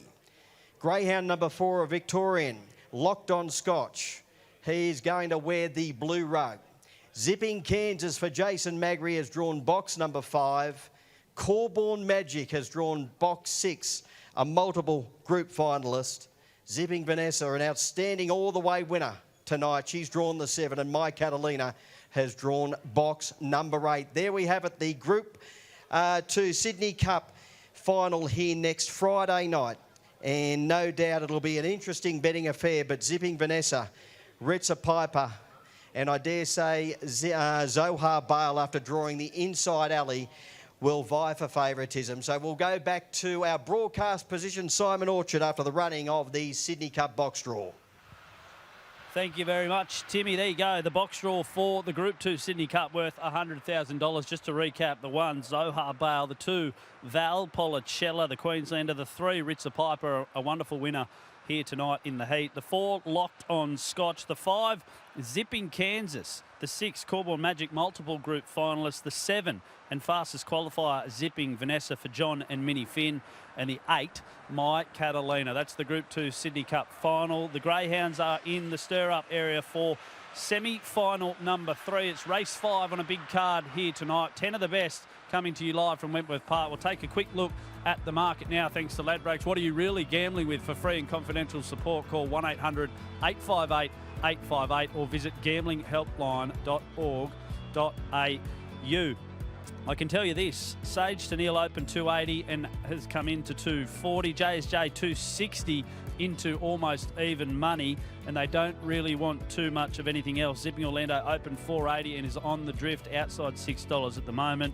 Can't really write a ticket for Volante. Mr. Yellowstone, the subject of a little bit of support down the bottom of the market there for Jody and Andy Lord, of course, winners of the first 2022 edition of the $1 Million Chase with She's a Pearl. We have a look at the speed map there. Sage to Neil, again, I guess we saw her trial pretty well during the week. Went around 29.6 for Cody Charles. Was pretty happy with the run, so has had the benefit of a look. Jay is Jay. Can he bring his superior Queensland form down here to New South Wales? We'll have to wait and see. And Zipping Orlando look like the three that are going to fight this one out. Mr. Yellowstone, an interesting runner. Mark Duclos said earlier in the week that maybe the run of the series so far down there in the Temora Regional Final behind McKenna. Only a young dog with 11 race starts and 7 wins next to his name, Mr. Yellowstone. So the Greyhounds are heading to the boxes. We'll start with number 1, Sage to Neil for Cody Charles, as we mentioned, the National Sprint Champion. And a decent trial. I guess the query is what will she produce here at Wentworth Park for the first time in a race start? You cannot knock the form. Dogs like Tinker Norm, Aussie Rocks, Postman Pat were in behind her in that National Sprint final. So certainly well in the market here. The 2 is Jay is Jay, I should say, a Queensland star, as I mentioned a couple of times for the Zamet camp. A really good winner last week and may have just turned a corner in 29.73 at Wentworth Park. Did have to do a lot of work as well, so maybe could knock another length or 2 off that time. The 3 is Copious for Justin King, as Timmy Newbold joins me again here at the desk. A little brother to Reflections, who I mentioned, a Group 1 place getter. Lady Divine will go around in the next race from box 8.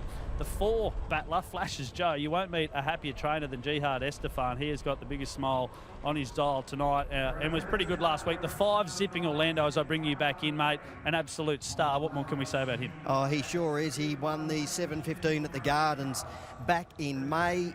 He's a greyhound who hasn't got any early speed over 520 metres, but he's got a booming finish.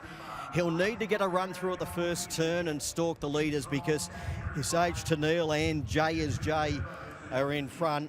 He'll have to run unbelievable sections to run those greyhounds down, but oh, gee, you can't deny him. He's got a chance, Zipping Orlando. The 6, Volante for Chris Bryden, 34 out to 91. Probably going to do it tough. The 7, Twin Turbo for Sue Smith, a kennel mate to Vamoose, the Thunderbolt winner. Yeah, 1-turn specialist, Twin Turbo, debuting at the 500 metres. So, and is meeting some outstanding greyhounds here. I think he's better suited in a little lesser grade. The 8, Mr. Yellowstone for Jody and Andy Lord, a rising star, 3 starts at track and trip for 2 wins. Yeah, good record around here, has run time. Gee, he was brilliant in the Temora final when he finished third. He got a bad check mid-race and he got to the outside, down the home run in. He attacked the line to grab 3rd place. Look, he's just run into a hot semi-final here. He is one you definitely got to throw into the minor multiples. I'll tell you what, Battler's Banker and Simon Says not going overly well so far in the semi-finals, but maybe JSJ can get us back on. I'm really keen on JSJ. He's my best bet on the program. I like him drawn in box 2. I think he can fire out, go to the top if he does. I expect him to run around a 29.5 with an unimpeded run. This is a ripping semi-final with a national sprint champ sitting up in box 1, a top-class Queenslander in the 2, and Zipping Orlando in 5. The red light is flashing. The leads and collars are off. The Greyhounds are being boxed away. I'll throw you over to Matt Jackson for the calling of the Ladbrokes $1 Million Chase semi-final number 3. 340 Sage to Neil, the national sprint champion.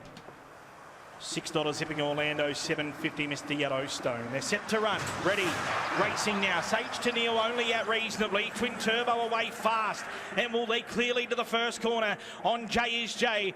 3rd Volante and Zipping Orlando. Handy 4th just getting on to heels, and Sage to Neil trying to get up on his inside. Well, the leader winner Miss Twin Turbo. Inconvenience Mr. Yellowstone and Copious. Last Flashes Joe off the back, and Jay is Jay is left a clear leader from Volante, then Sage to Neil and Zipping Orlando, but it's all Jay is Jay. Queensland will be represented next week. Jay is Jay, a brilliant performance, beats Volante and Zipping Orlando. Sage to Neil 4th. There followed Mr. Yellowstone, Copious Flashes Joe. Twin Turbo has completed the race. This is a fast run, a statement if you like, around 29.45.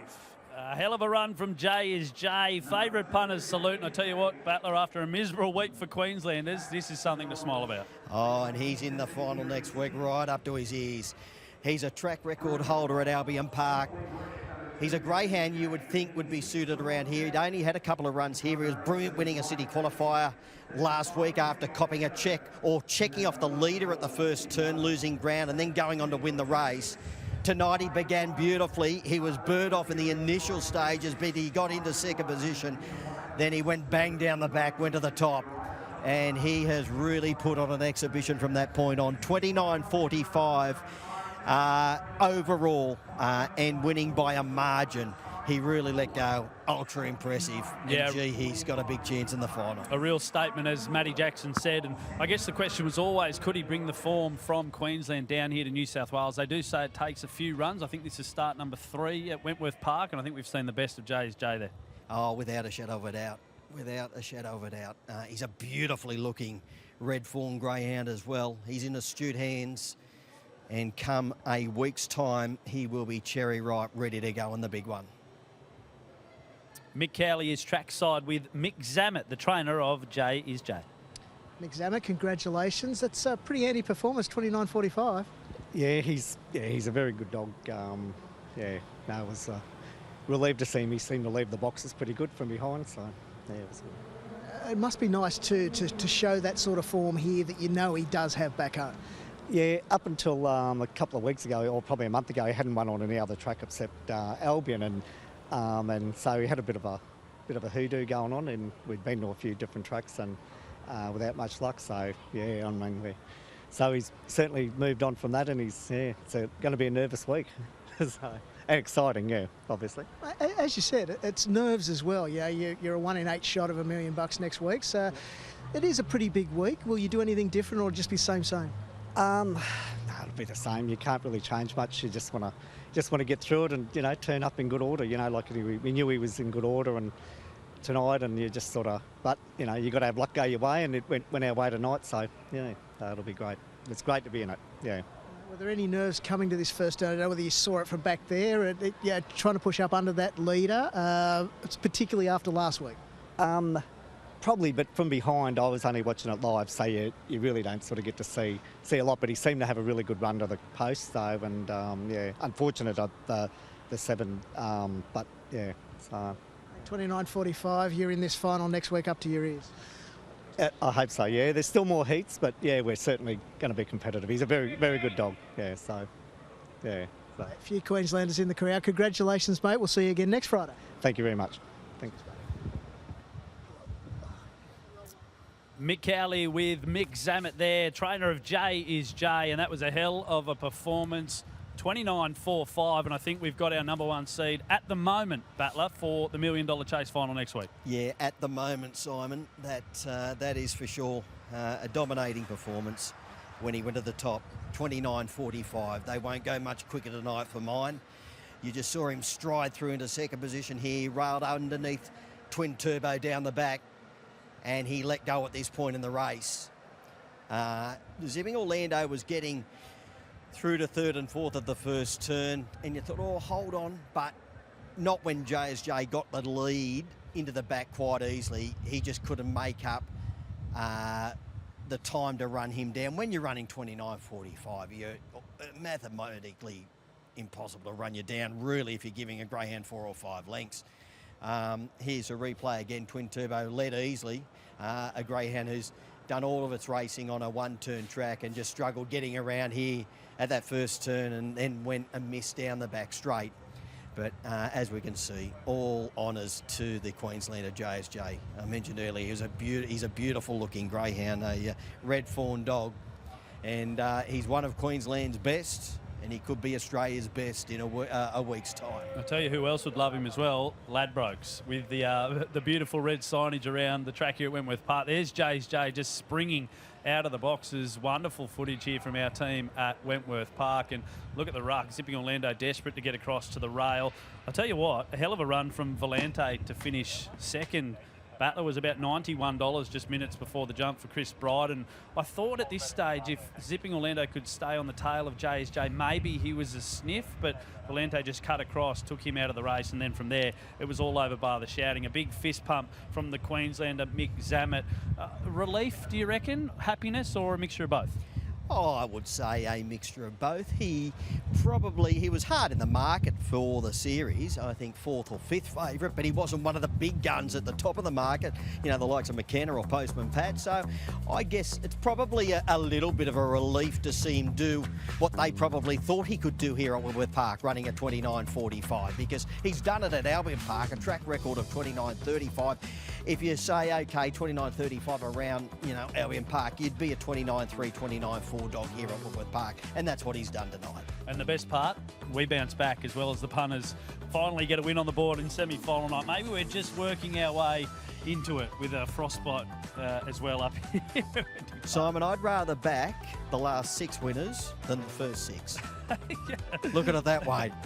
It's true. Hey, there's a reason you are the best in the business, mate. Your best of the night has got up in JSJ. So congratulations to you. 3 through. 5 to go, and I tell you what, the atmosphere, although a little bit cold and windy down here, there are some people on track having a really good time around Wentworth Park, and as are we up here high above the track. Mick Cowley doing all the grunt work down there. I hope he's nice and warm and got the jacket as temperatures plunge here at Wenty Park. But I tell you what, 5 races to come, Battler. Now we turn our attention to the 4th semi-final of the Ladbrokes $1 Million Chase. J through, Bella Una through, and has ability. And I know Magistrate, for me, was one that I penciled at around $50 a couple of weeks ago. $2.30 jumping from box 1 in semi-final number 4. One Hot Bandit, though, worries the hell out of me. Yeah, but Magistrate will get room to move with One Hot Bandit drawn on its outside, because it won't crash by any stretch of the imagination. It'll run a straight line through that first corner. So Magistrate will get every chance to do its best tonight. Did trial here in 29.80, and we might be able to have a look at that trial a little later on, or in the next few minutes if we can, because you will see in the trial that he began only moderately and he went over on his nose, basically a box rise. But to pick himself up and then run 29.80 overall was a fantastic trial. I think the opening section was 5.60 odd. Normally you would expect Magistrate to run around a 5.40, 5.45 opening fraction. Therefore, you're improving, you know, a tenth, nearly 2 tenths, and that gets you down to around the 29.6. So Magistrate, if he does begin like he generally does, when he's racing around, you know, in northern New South Wales or up in Queensland, I think he'll be awfully hard to beat. And One Hot Bandit, I know why you're saying you're scared of that Greyhound, because he's got a big engine. He's got a massive engine, but he does need room to move. I'd prefer him drawn wide out where he can get out in fresh air. So he'll need a little bit of luck through that first turn, but if he is able to get through to second position, working into the back straight, he'll be really strong at the end. Now we'll go back and have a look at this trial here last Saturday night, Magistrate. And you couldn't quite see it there, but he definitely went over on his nose at box rise and ran a 5.60 opening fraction, got a little wide through the first turn. Now he's normally a railer, so I've got no doubt he'll handle the first turn much better tonight if he does begin cleaner, and I think he can improve a couple of tenths on that overall time, which gets him down to around the 29.6. If he's running 29.6 on the lure here, I think he wins, and he'll go through to the semi-final. He's around the $31 mark, or he was, I should say. $31 in the pre-post. There's a replay again. As you could see, out of the boxes, he went down on his nose, and I think he can improve time-wise if he does begin better than that. He's a sneaky dog, I reckon. 40 career starts, pushing $300,000 in careers prize money. But when we looked at him before the series, not many people probably gave him a hope. Maybe one that snuck under the radar a little bit. He absolutely put him to the sword at Casino. You could argue what was the strength of that regional final up there, but the final margin was 6 or 7 lengths, and he's got some form around some really good dogs. He sure does, and he's run time around Albion Park, so there's no doubting his ability. He has been here in trial. We just saw he's run 29.8. I think he can improve a couple of tenths. So if you're running 29.6, you're right in this series up to your ears. And he's drawn box 1 with a Greyhound on his outside who shouldn't worry him in the early stages. He's one of my best bets of the night. We'll see Magistrate go around in just around 10 minutes' time. If you've just joined us on the Dogs live coverage from Ladbrokes $1 Million Chase semi-final night, we've already had 3 semi-finals go down. Bella Una took took out the first race. The first reserve in the stripes there, number 9 for Bellayuna, and Jack Smith winning the first semi-final. There he is, pumping the arms, the great Jack Smith, very happy. The second semi-final winner has ability from box 1. Hell of a run for the team there, the Hazlitt team. Clint on track and Stu watching from home. Very happy winners. They're through to the $1 million final. And then, of course, Jay is Jay, the Queenslander, in the box 2 there, coming out and flying around the first bend, getting to an unbeatable position up the back straight and putting a gap on them in semi-final 3 for Mick and Selena Zamet. So Jay is Jay, has ability, and Bellayuna through to the final of the Ladbrokes $1 million chase, October 13. All roads lead to Wentworth Park for a big, big night of entertainment. Masters Meteor, consolation races, Young Star, $1 million chase, maidens. We've got it all, and we've got Shannon Noel singing What About Me, Drive. What are some of the other hits on your Spotify list? Do you know what Spotify is, Battler? Stop it. I'm joking. Rightio, bring back Duke-Loss next week. You'll be back down there with Cowley. They still have jukeboxes. Out of the elements. Yeah, What About Me? And then Drive. Yeah, I'd struggle outside those two songs, but I'll be down there maybe between races next week.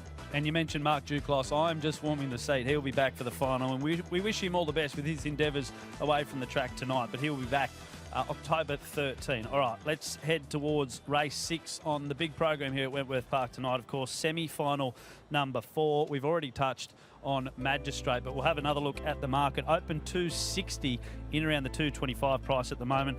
The market adjusted, rightly so, Battler, when One Hot Bandit got a run courtesy of Aussie Rocks and Al's Entity going out. A little bit disappointed Al's Entity's not here. It was a really good runner in the Group 1 National Derby around Wentworth Park, but One Hot Bandit comes in, and fair enough, a lot of the dogs start drifting out. Yeah, he's a greyhound who has run 29.60 around Wentworth Park. PB of 29.59. As I said earlier, I think he's better drawn wider out, but if he does get fresh air through that first turn and into the clear, he can certainly knuckle down late. Magistrate does map to lead for mine from box number 1. He's generally a quick beginner. He's got a good turn of speed. He's well drawn on the inside. He's won 4 out of 7 from the inside alley. He was great throughout the Casino Series, and then, as I said, he trialled here last week in quick time, but I think he can even improve on that quick time. Tour commander for Andrew Rowe there, you can see at a big, big price, but there won't be many happier men on course. Open 26, but can't write a ticket for it at the moment, out above the $60 mark. I tell you what, fire hose for Dave Gill. You don't see too many David Gill dogs going around at $23. Typically a one-turn specialist, won through the Goulburn Regional Final, almost 6 weeks ago now, so he's had a lot of time to prepare. Fire hose maybe over the odds, Battler? Oh, look, he's probably a greyhound who will need luck from that draw to get across, Simon.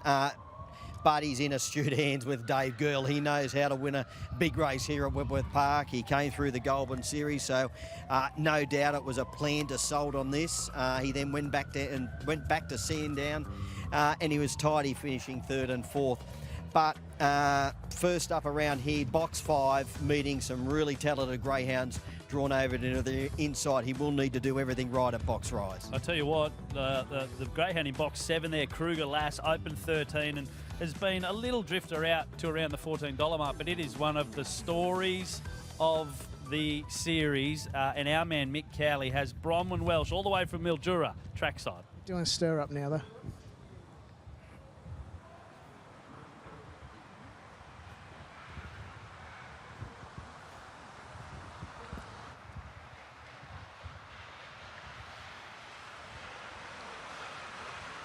Yeah. Shortly, she's just doing the stir up at the moment. Very excited, I know that. Bronwyn, just quickly, congratulations on getting this far. You must be super excited about this night. Oh yeah, this is a big, big night for us, our biggest yet. Our little dog's done us proud. You made a point of leaving early so you'd get here on time? Yes, and we still got lost coming through Sydney traffic, so we needed every bit of it. Hopefully that extra travel's worthwhile and you get a bit of reward at the end of the night, but I guess it's just a bonus to be here, isn't it? It is, and this dog has never seen the track. We're asking a lot of her, so what will be will be. Fingers crossed the fairy tale lives on. Thank you very much. Thanks, Bong.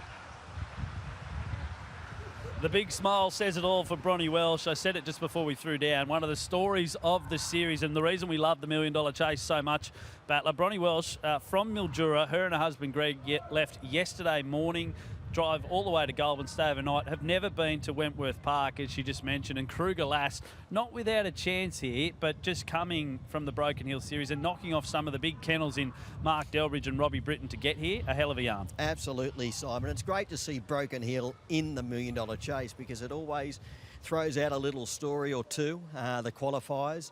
And Kruger Lass, 18-time winner in her career. She has got a bit of speed to get across here.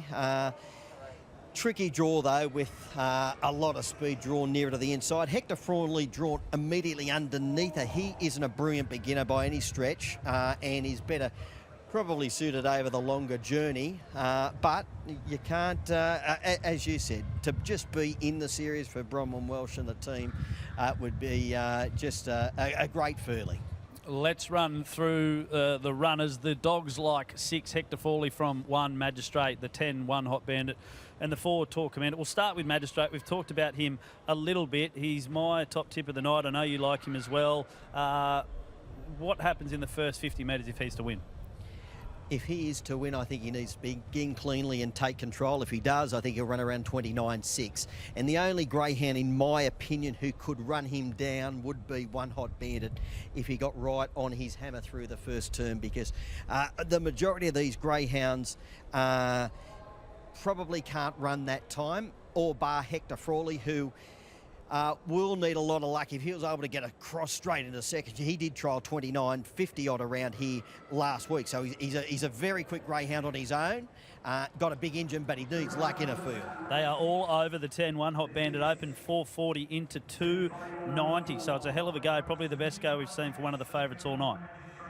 Yeah, young greyhound on the rise. He's won 10 out of 18. Great record track and trip, where he's won 9 of 14, 29.59 PB. I think he's better drawn wide out, but he can handle inside alleys.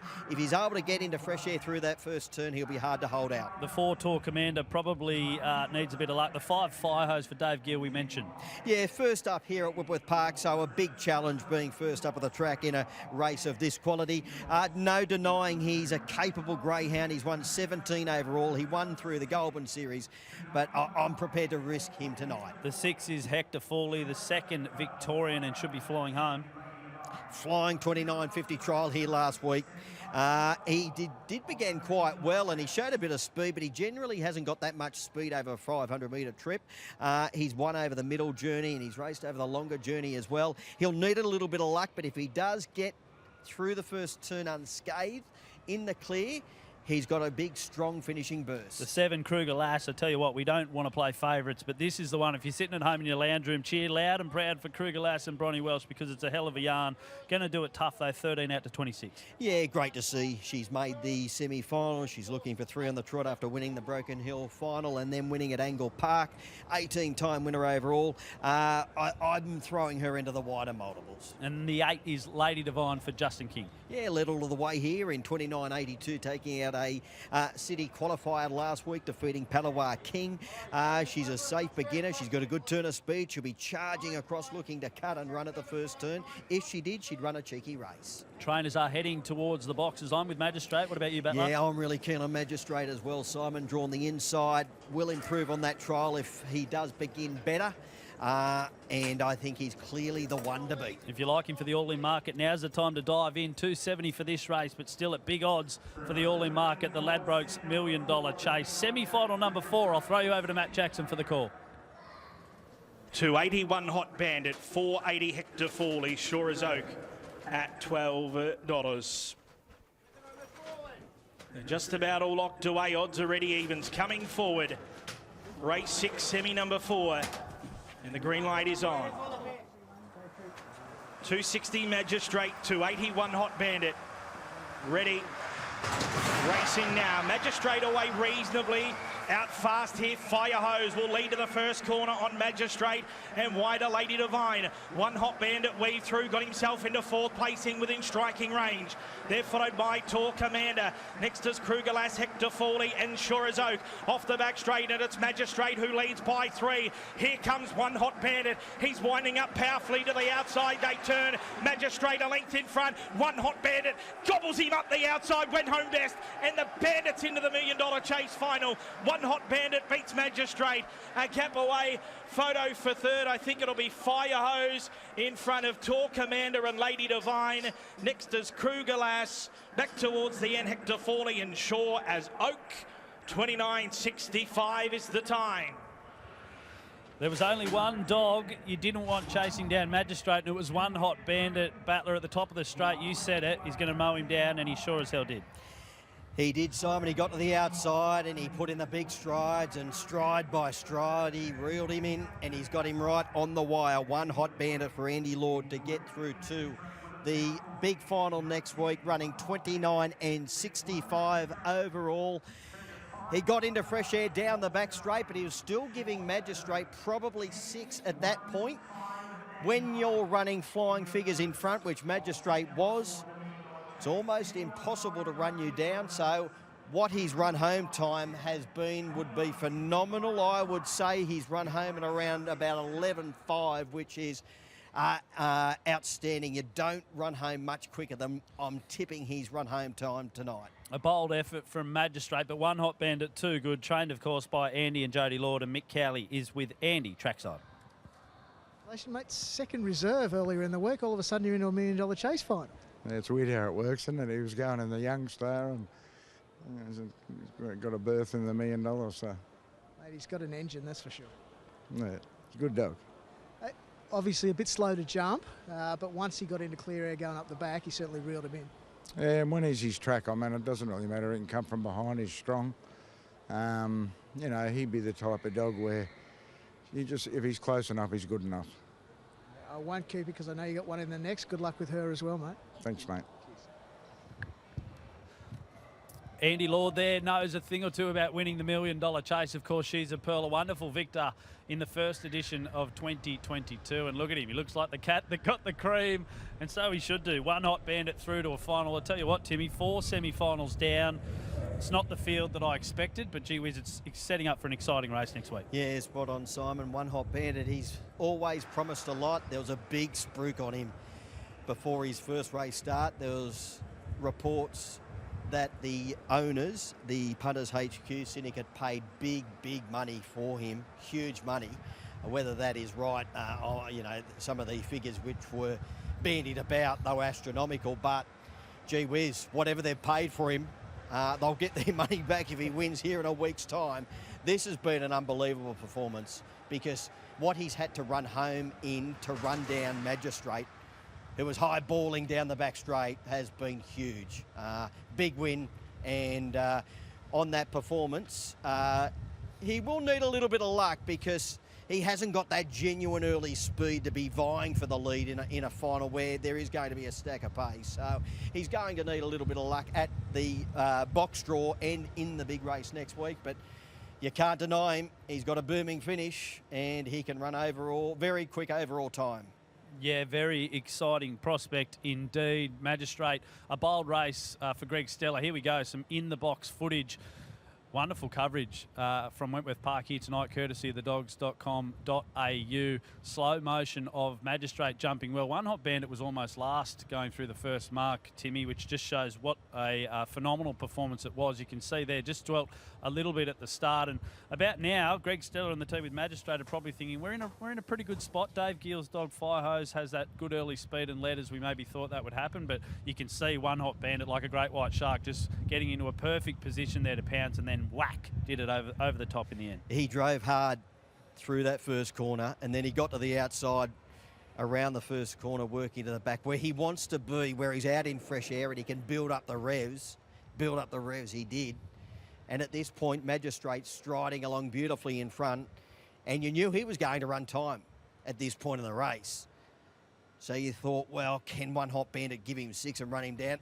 At this point, I thought, no, Magistrate will be too good, but coming to the home turn, when he made up so much ground from that top corner to the home corner, you knew the leader was in trouble, and he just gradually reeled him in stride by stride, and he got him right on the line. And the fact he had to go around Firehose here, you can see he went the long way. Maybe thought there might have been a gap that opened up. I thought that might have been the only chance for him to run down Magistrate, but you can see there, look at the long loping strides. And I'll tell you what, off that run post Ladbrokes $1 Million Chase final, does his future maybe lie over further? I dare say they will try him when he does get over, when he, a little later in his career. When he does get over a little later and he matures a little, they will get him up to at least 600 metres. Whether he can stretch that out to a 700 metres, you never know. But yeah, there's no doubting his ability. He was just a little too good there, and he just reeled in Magistrate right on the wire. And the punter's got plenty there because he was well tried. Yeah, you're spot on. Well found in the market. I think open 4:20 or 4:30. And I guess it just pays to go through the city qualifiers as well, Battler. They're the ones that get the reserve spots if dogs pull out. We've seen a bunch of scratchings tonight, and Shaw as Oak came into that race and ran fourth in the end behind Firehose, and One Hot Bandit takes it out. A worthy winner, and congratulations to Andy and Jodie Lord. I tell you what, One Hot Bandit is exciting. Andy's put the spruik on another one in Bandit Bluey, which is coming up a little bit later, saying potentially the next She's a Pearl. If One Hot Bandit can continue to run like that, they're going to have two absolute stars. Oh, absolutely. Bandit Bluey is a very young greyhound, set a task tonight, but gee whiz, she's got an amazing turn of speed. She's can run very, very quick mid-race sections, so she's in her semi-final right up to her ears tonight. So Andy could very well have two runners in the big $1 Million Chase final here next week. Let's take a look forward to semi-final number 5. It's race 7 on the card tonight here at Wentworth Park. We're looking forward to getting 4 more dogs through to the Ladbrokes $1 Million Chase final. The favourite Palawa King and Nad Al Sheba at the moment for the $1 Million Man. Pete Lagagione, 6th-time semi-finalist, maybe the only man to do it. I'll have to have a look through the record books, but 6 semi-final appearances with Nad Al Sheba. Palawa King hard in the market, and Yachi Bale, the Melbourne Cup winner from 2022, also garnering a bit of support. We will take a quick break. On the other side, Ladbrokes $1 Million Chase semi-final number 5 from Wentworth Park.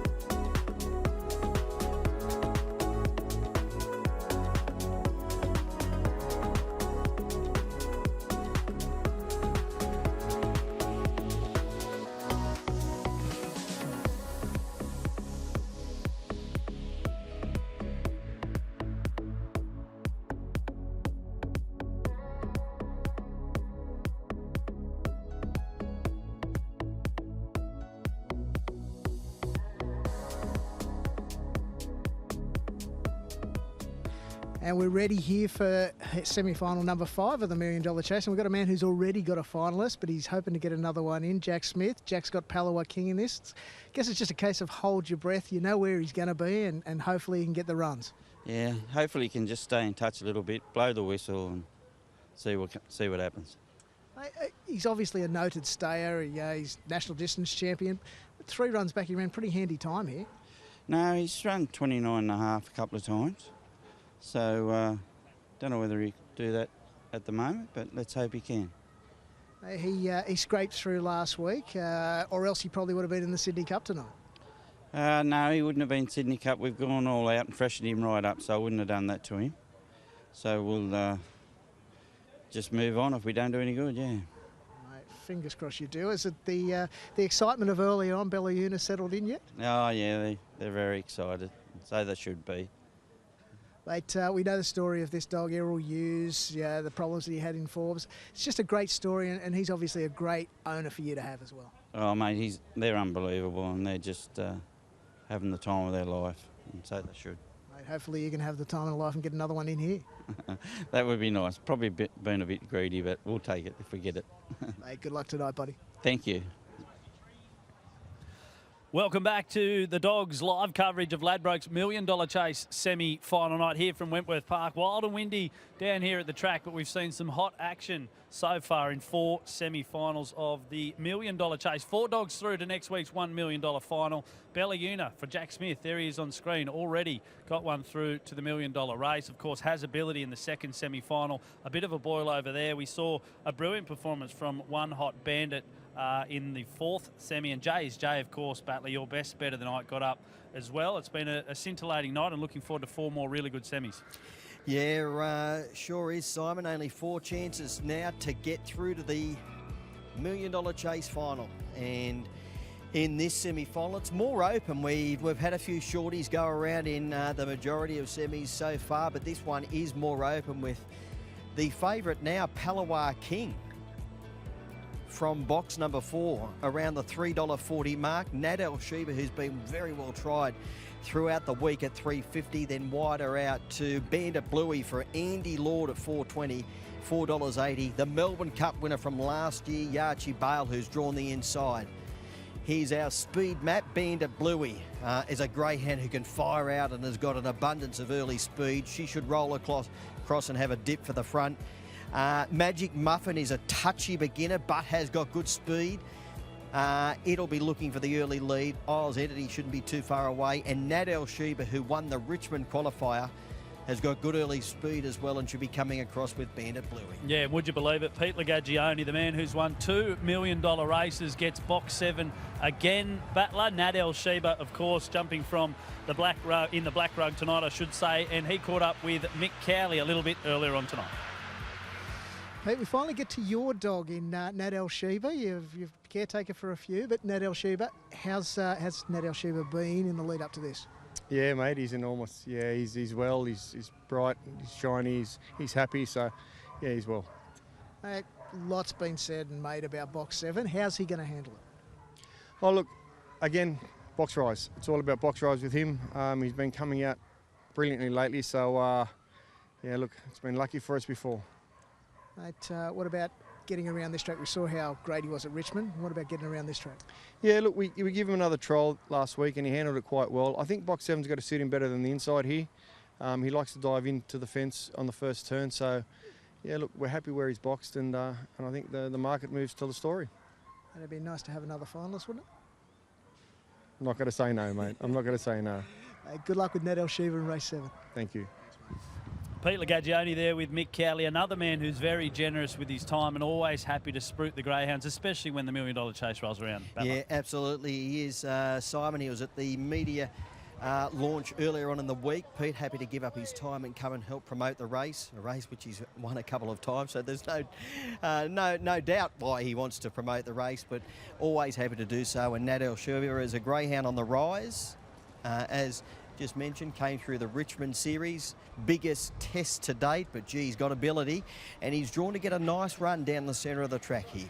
And the dogs like Nat Sheba as well. 7 from 4, 6 and 1. The dog selections here in semi-final number 5. Race 7 on the card at Wentworth Park tonight on a massive night of chasing. Let's work our way through the runners as they make the walk to the boxes. Yachi Bale, we've already mentioned, being the defending Melbourne Cup winner. 1 win since then, Battler. That's extraordinary, isn't it? Yeah, he's a greyhound who hasn't got much early speed, Simon, but as strong as a bull. He attacked the line when he finished a narrow runner-up behind Bandit Bluey in a city qualifier here last weekend.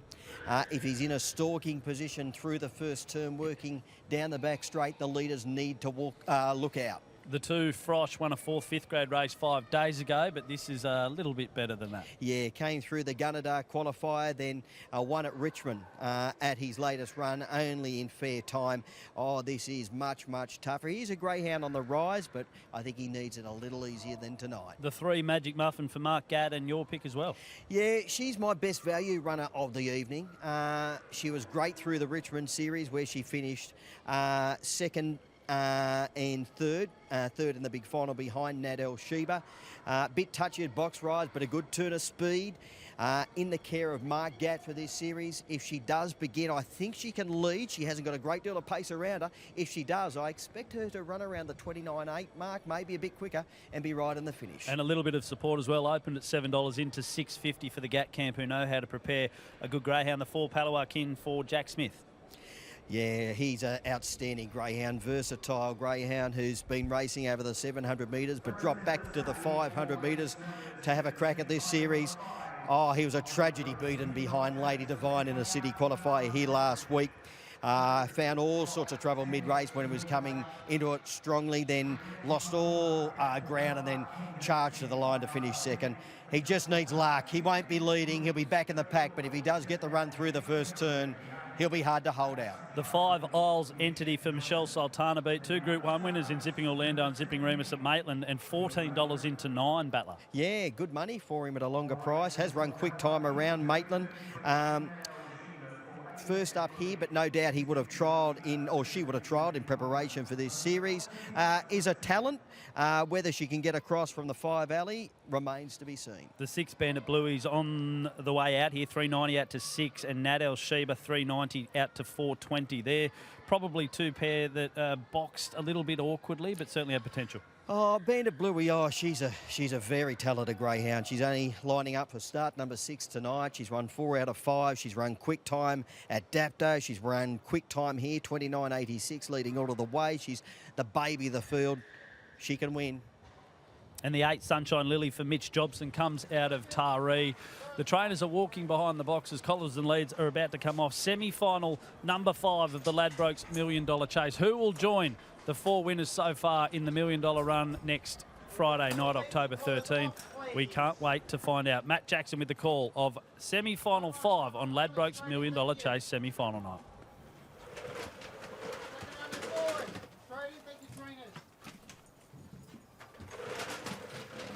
So they're getting set here, race number 7. Favourite box 4, Palawa King, $3.10, $4. Nat Sheba, $5.50, Yachi Bale. They're set. And they're racing now. Yachi Bale away okay from the inside. Out fast, Isles Entity will lead to the first turn from Bandit Bluey and wide and Nat Sheba. It got tight at the first corner and Yachi Bale got checked to the back straight. Isles Entity leads from Magic Muffin railing up to second. Third, Nat Sheba. Froch to fourth and Yachi Bale. Palawa King well back from Sunshine Lily and Bandit Bluey. At the home corner, it's Isles Entity. 3/4, Magic Muffin as she comes to the outside to issue a challenge. Isles Entity's kicking. Yachi Bale's rocketing home. Yachi Bale over the top has nabbed Isles Entity right on the post. Nat Sheba dived through third. Fourth's either Froch, Palawa King charging home, or behind them Sunshine Lily from Bandit Bluey. It was back towards the end in what was a massive finish. The time around 29.99. Yachi Bale, last year's Melbourne Cup winner, a chance at $1 million. Oh boy, look at that, Battler. What a finish. What have we got? 6 greyhounds in the frame, all within the space of 2 lengths. Didn't know where to look, and Yachi Bale, you called it, about 10 metres out, powered over the top. Has won once, since the Melbourne Cup last year, and now into the $1 Million Chase final. Wowee, what a barnstorming finish. You could see him tracking into the race coming to the home corner when the leaders began to come back to them, and there was a little bit of jostling and getting on heels. He just got to the outside and he put in the big ones and reeled them in the latter stages. Big, big win, 29 and 99 overall. So we'll need to improve time-wise to win the final. And on his racing traits, he will need a little bit of luck. He'll need the leaders to jostle and jam because he can't give away that bigger start when you're taking on the big guns in a final. But that's been a big, big win, and all credit to him. Yeah, full credit indeed to Yachi Bale. Mark Delbridge looked like he couldn't believe it when Yachi Bale got up. He joins Mick Cowley now to explain the win. Mark, it was just said you looked like you couldn't believe it when Yachi Bale got up. Is that the case? Oh, yeah, the first corner, I thought, he's done his chances. And then there was a bit of interference coming around the home corner, which he wasn't that far off. And as I said, yeah, because he's strong, kicked over and beat him by a neck. Actually looked a bit stiff last week as well. Could have won that one. Oh, look, he hasn't had the best preparation for this race because he was like, he's only, since the Melbourne Cup, I think he's only won one race, which is a lot of the time he's been injured or just unlucky. And then so we threw him in very underdone last week. And, they said he only just got beat that day. As I said, there was a bit of help today, I suppose, because as I said, he checked himself on the first corner, and then there was a bit of a scrimmage up the straight. And as I said, because he's strong, ran over the top of him. Melbourne Cup's obviously a race that a lot of trainers, particularly Victorians, want to win. $1 Million Chase as a double would be handy. Oh, it'd be terrific. It would be terrific, yeah. It'd be ideal, especially for this dog who's won the Melbourne Cup, and then maybe the $1 Million Chase next week. Yeah, it'd be beautiful. Is there a box that you'd like to see him come out of, or it doesn't really matter too much the way he races? Just at the first corner, he'd like to get off a little bit. So 3 maybe, I suppose.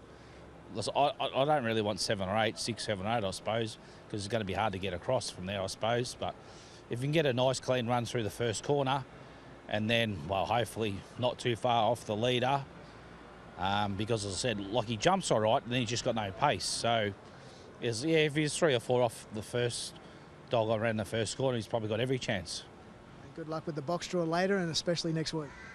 Yeah, no worries. Thank you. Thanks, Mark. That's probably the most I've ever spoken. I hate these.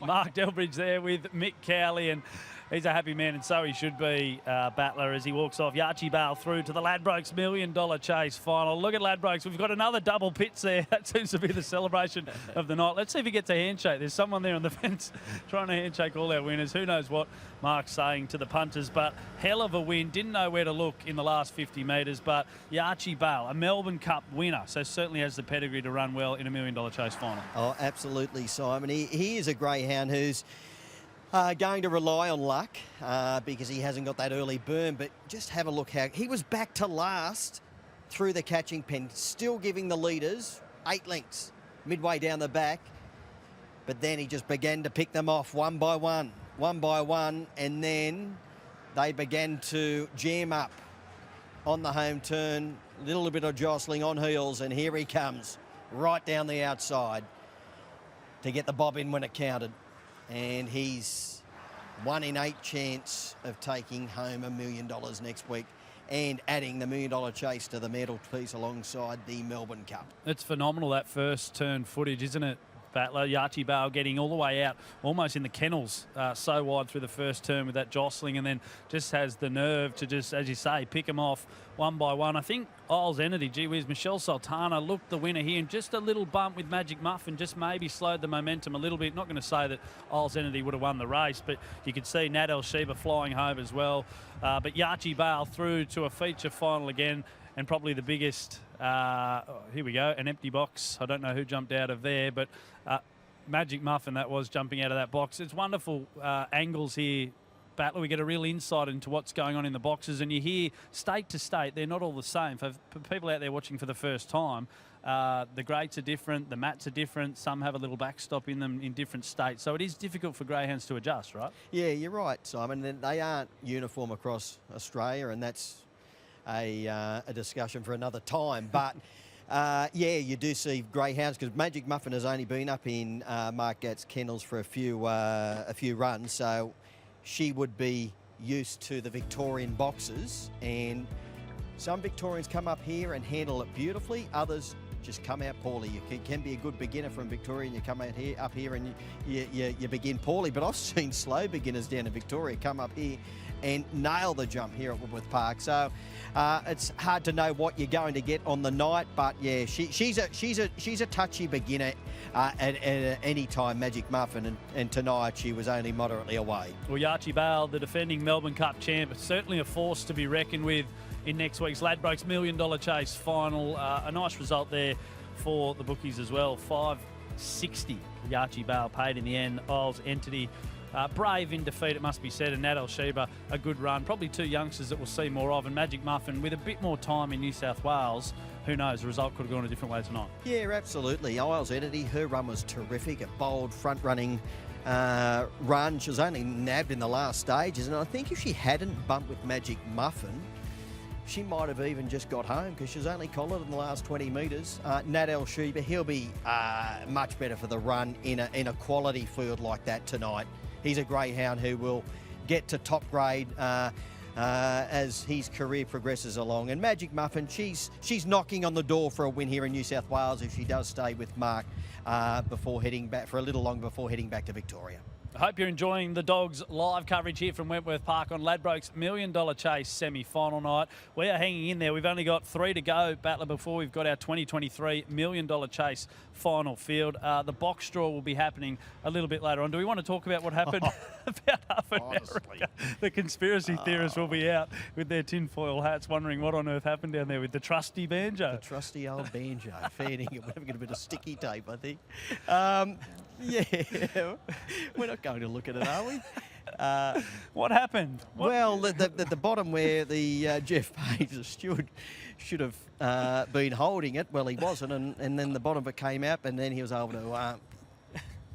But anyway, we were able to get through. He did a good job, Jeff, in the end. But yeah, it's always comedy capers, and it's been a few times we've had a couple of issues with box draws here. Anyway, I hope they go a little bit smoother later on. But here is the Sydney Cup box draw next week. Zohar Bale, he's come up with box number 1, and he'll be vying for favouritism now. Val Policella, who'll be better for the run here. The Queenslander's drawn 2. Rita Piper, she's come up with a 3. Locked on Scotch 4. Box 5, Zipping Kansas. Callball Magic in the 6. Zipping Vanessa, who was an outstanding heat winner. She's drawn 7, and My Catalina has drawn the pink rug. Biggest winner and loser from the Sydney Cup box draw? Probably Zipping Vanessa. The biggest loser, Zipping Vanessa. The biggest winner, Zohar Bale. No doubt in the world. All right, we're looking forward to the box draw for the Ladbrokes $1 Million Chase. It'll come up after the last tonight. Of course, the Ladbrokes $1 Million Chase consolation as well, Battler, and it just rolls into what is going to be one hell of a night, October 13, Friday, right here at Wentworth Park, 7 days' time, where we will crown a 6th winner of the $1 Million Chase. You've been involved heavily in all 5. Battler, do you have a special memory or a most prominent memory, I guess, from the first 5 editions? 2018 Mystic Right, the inaugural $1 Million Chase. I'll never forget that one. And that one was actually sponsored by Ladbrokes. Big crowd here on the evening, and we just didn't know whether, what the race was going to produce. And then following on in other years, it's really turned into the race everybody wants to win in this country. So, 2018 was really special, being the first running, but 2019, when Good Odds Harada won, I've got to say, I don't think I've had a better night on a greyhound track than that night. I was working, calling the race, and the roars of the crowd that night will forever be etched in my memory. It was quite remarkable. When he came out beautifully, went straight to the top, but the roar down the back straight, because he was well tried in the race, but there was a big crowd here, and he just had a great following, Frank and Tracy Hurst, and it was a massive roar, and he was just too good. Shimmer Shine, who was an elite young greyhound at the time, he went on to be one of the best in the country. He was only having, I think, his 10th or 12th run at that time in his career. He was only a baby. He put the pressure on early, but Good Odds Harada shook him off and went on to claim the big one. And yeah, that was probably one of the best nights it is one of the best nights I've ever had on a racetrack. But I've got to say, later on that evening, Feral Frankie won the final race in the program, and at the time he was the most popular greyhound, I think, in the country. And he went to the lead down the back straight. He got the run through, and I've never heard a roar like it in my life at a greyhound track. It was bigger than the $1 Million Chase, and I think I might have seen it said in the car, they're going to tear the grandstand down or something like that. But yeah, it was amazing, Ron. There's nothing better being a race caller back then, and even doing what we're doing. When you got a crowd here like that, you get up with it. You ride with the crowd, and particularly as a commentator, if the crowd's going off, you're going off with them. And yeah, that night was just, it was one to remember. But Feral Frankie, that roar when he went to the top down the back straight, wow.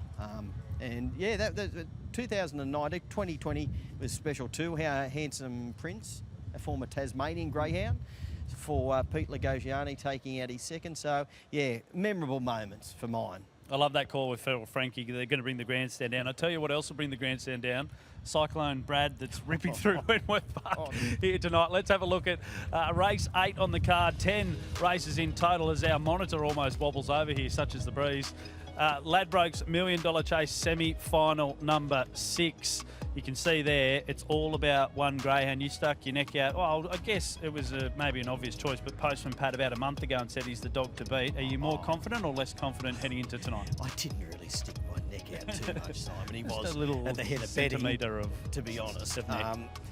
Your eyes would have to be stapled shut if you hadn't been watching him do what he'd done interstate and be a chance for the $1 Million Chase. But, oh, look, he was great in a trial here last week. So he was the deserved favourite for the series. He's a raging hot favourite here. Drawn box number 8. He's the early speed in the race with Quantifiable. She generally nails the jump. She's got a great turn of speed. And Magic Secret from the inside alley should be punching up, having a dip for the lead. There's some good judges out there that are saying Quantifiable could be the fly in the ointment here tonight. You mentioned that good beginner. We just saw the speed map. She's going to go forward if she begins like we know she can, like she did last week in the city qualifiers. Do you think Postman Pat trails her into the race or just go straight around her? I'm reading they both come out together, and they're both coming across together, and whether he can cut her off prior to the winning post remains to be seen. But if he's on her outside working into the back straight, that's when I think he might be able to put her away. The Dogs go with 8, 7, 4 and 6. I tell you what, we're going to have to give this bloke his own show. Pete Lagosiani, once again, he's looking after Postman Pat for Jason Thompson. He spoke to Mick Cowley earlier on tonight. Pete, you've got Postman Pat series favourite up from Jason Thompson Kennel. You've had him for a bit over a week now. Everything gone to plan? Yeah, mate. Yeah, he's a natural, this dog. Absolute natural at home. He's just, you don't even know he's there, and he turned up today, and Jay said to me, when he turns up the track, you'll see a different Postman Pat, and we certainly have already. Mate, what's that sort of indication when he gets here? Really keen? Yeah, mate. Yeah, look, he's just pulling at the lead. He just wants to go. So, look, he's settled in really well. He's on his weight. He's done everything right thus far. I think box 8's going to suit him. Look, he's a series favourite. Let's hope he just does what we think he can do, and I think you'll see a good Postman Pat tonight. 29.6 in the trial last Saturday night. Potentially go a lot quicker. Yeah, look, Jay said that. You know, he needs to look at a track, and look, he'll be delivering the mail tonight. Mate, congratulations on everything success you've had so far in this race. Hopefully you have a bit more success tonight. Let's hope so, guys. Thank you very much. Thanks, mate. Pete Lagosiani there with Mick Cowley. Look, $1.26 Postman Pat is at the moment, Battler. There's people sitting at home watching thinking, I can't back that. Tell me how I can make some money. You are the man who knows all the form inside out. Where is the value, or maybe even an each-way play in the race? I'd be playing the exotics here, Postman Pat to win, and probably playing Ailey Bale to run a minor position in the trifectas and first fours. So I'd be playing 8 to win and 4 to run a hole, and try and get a little bit of value around playing it that way. That's how I'd play this race. Very hard to back a greyhound to beat Postman Pat. So at the moment, you can go Postman Pat to win into Ailey Bale to run top 3. You can get $4 with Ladbrokes if that's what you want to do. We know Ailey Bale comes through the Country Classic behind Showman Jack earlier this year and second in that race, so she's going to be finishing it off pretty hard as our participants start making their way, I believe, to the boxes. Let's do a bit of form here. We'll start with the one Magic Secret for Barbara Beach, one of the best names in the business. Casino Beef Week Cup finalist, but this is different gravy, isn't it? Sure is, Simon, but gee, she's flying at present. She arrives in Sydney for the first time in peak form. She was great throughout the Casino Series. She was a gallant second behind Magistrate, who we saw go down narrowly behind One Hot Bandit tonight. From box number 1, she'll make her own luck. She's got a good turn of speed and she's got a great record from the inside alley. The 2 Albert's Memory isn't the dog we thought we might see on this stage for Reggie Gardle, but still had a trial here last week. Yeah, trialled around here in 30 and 19. Would need to improve sharply on that trial. He's got a good race record. He's been in the money in 13 of his 19 runs, but in much easier company than what he's in tonight. Tom keeping the 3 for Matthew Lanigan, started at $21, out to $34 at the moment. Might find it tough. Yeah, nice gallant effort behind Idolise in the Nowra final, but is coming here for the first time. Has won 10 from 44 overall down in Victoria. Look, I could only entertain him for the wider multiples. The 4 Ailey Bale, someone's listening. Battler, I can see the red arrow going down with Ladbrokes at the moment. They are not coming for Ailey Bale in their droves, but the price is shortening up just a little bit.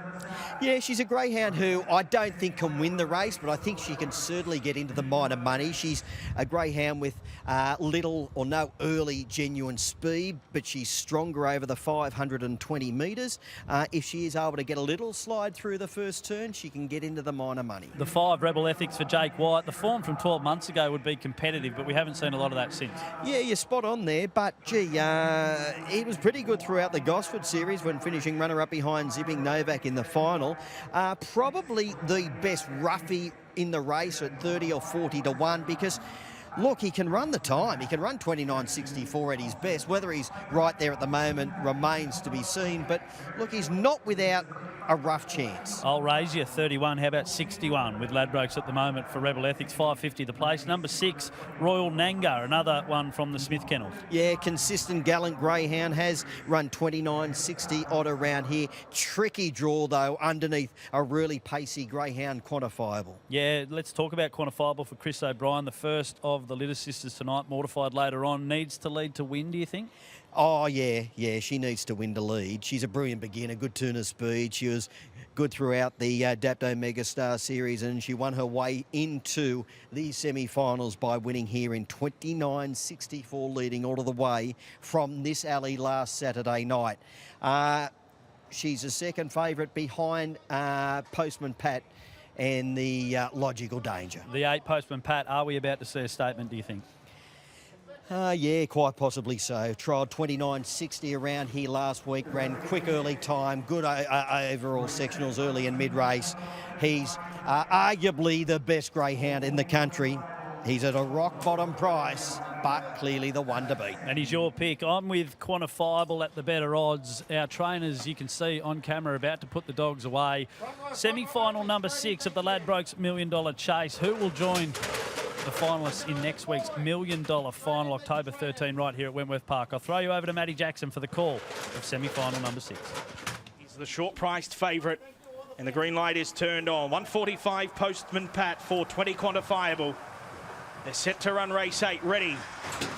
Racing now. Postman Pat left cleanly enough, wide out. He's charging up to Tom Keeping as they run to the first turn. And Postman Pat will burn across and lead Tom Keeping. Into third placing Albert's Memory. They're followed wider Quantifiable, who got into some trouble with Magic Secret. Royal Nangar getting up on the inside. Then Ailey Bale and Rebel Ethics off the back. And Postman Pat, he only leads by a length. He hasn't shaken off Tom Keeping, who's coming at him again. They turn. It's Postman Pat a length in front of Tom Keeping. He's drawing away late. Postman Pat, the favourite for next week. He wins it by 2, Tom Keeping.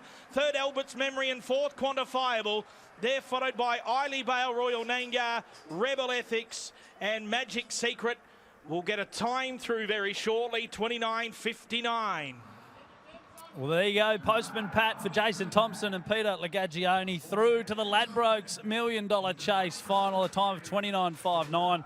I'll tell you what, the run of Tom Keeping was pretty bold, but got the job done, Battler, and a pretty good performance. Yeah, he got the job done for sure and certain. 29.59. Gee, when he strode to the top through that first turn, I thought, oh, gee, we might see a 29.3 run here.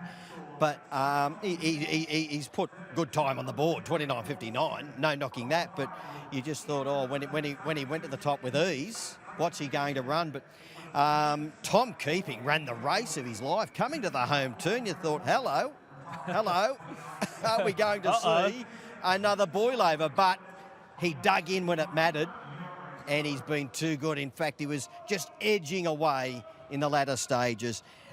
There's our race favourite for the $1 million chase final next week. It doesn't matter where he draws, he'll be favourite. We know in this caper that it doesn't always work out for the favourites, or it doesn't always work out as we hope, but we do like to see our stars on the biggest stage, and this dog has promised everything since he arrived in Australia. Maybe yet to claim that really big scout, but has run time at Sandown. Now he's put this run on the board at Wentworth Park. He's only going to get better for the run. Mick Cowley is with Peter Lagagioni into another $1 million chase final with Jason Thompson's dog, Postman Pat. Pete Lagagioni, the postman delivered. How are the nerves, mate? Oh, yeah, well, look, he began brilliantly, and I think he just cut in a little bit too quickly, and there's a little bit of a jam up there, and he almost got toned sideways. And look, you know, kudos to the dog. He just kept chasing, didn't he? Wow, you know, he's going to be a force to be reckoned with in the next 6 months. I think the thing was, once he got to the front, everyone thought he'd just race away and run hot time. He still run 29.5, even with those things happening. Yeah, look, Jace said with a clear run he could run, he could get low 29s here, and you know, I see why not. Look, I don't think the track's overly quick tonight, so they're going to ramp it up next week, I think, and we draw a box, and look, anything can happen, but there's 8 very good dogs in next week, and I think box draw's got to be everything again next week. Obviously, it's not your dog, it's Jason's dog. What sort of pressure have you been feeling coming into these semi-finals? Mate, I'm not going to tell you it's just another race, because $1 million chase is just another race. Look, these are the races that dreams are made of. You know, whether you're a caretaker, whether you're a trainer, whether you're an owner, you know, any participant will know that these are very, very special races. And to win one, you know, mate, it sets the world on fire for you. So even just to be a part of it, if this dog comes out and win next week, mate, we're going to party like it's ours. And you know, thank you to Jason and Sienna for entrusting us with all their dogs, you know, and they're bloody good dogs, I'll tell you that right now. And this bloke is one hell of a talent, you know. As soon as you come to my joint, we knew this bloke's something special. So I hope he can prove that next week and go home with a $1 million purse. As you said, you knew he was something special pretty early on, and you said that last week when he arrived, there was just something about him. There is, mate, and look, we went through his form, and look, and the press, they got it spot on with his dog, you know, from New Zealand, and then he come to the Thompson camp, and he just spread his wings and grew another leg. So let's hope we can do the same for him next week. Now, what's the week like? You've done this 3 times, you've won it twice. What's this week like for you? Do you try and keep everything as normal as you possibly can? But as you said, it's not another race. Mate, it's not, but the way we keep the nerves down is there's 2 words: simple, stupid, the whole week. You know, just keep it simple, and just don't let them, they don't know they're in a $1 million race next week, only we do. So, you know, we've got to contain ourselves, not them. And have you heard from Jason Sione? Are they coming up next week, or are they just going to watch from home again? I bet they'll be here, you know. I hope they will be anyway. Mate, good luck with that, and good luck with next week. First of all, the box draw. Do you don't want number 7, do you? Well, 1, 7 or 8. 1 or 7. No, let's go 1 or 7. God, you listening? Mate, good luck next week. Enjoy the week, buddy. Cheers. Thank you, guys. Pete Lagagioni there with Mick Cowley. I love the reaction, Battler. It was almost like a thank God that Postman Pat got up there. There's a lot of pressure when it's your own dog, let alone when it's a superstar from another kennel that you've got to take charge of, right? You asked earlier on, I think it might have been when Jay won, you know, is it relief or happiness? Yeah. I think tonight there is no doubt that is relief for Pete to see Postman Pat live up to what we all thought he'd do. He chopped over there and he was able to just carve across through the first turn and take control. And this is where you thought, Oh, hello, 29.3, but Tom Keeping stuck with him, and here you thought, hang on, is he going to get up on the inside and really challenge? But he kicked into another gear down the home running, and as you can see, he was coming away in the latter stages to run 29 and 59. He's our series favourite, and there was a reason why he was, and we saw Postman Pat deliver tonight.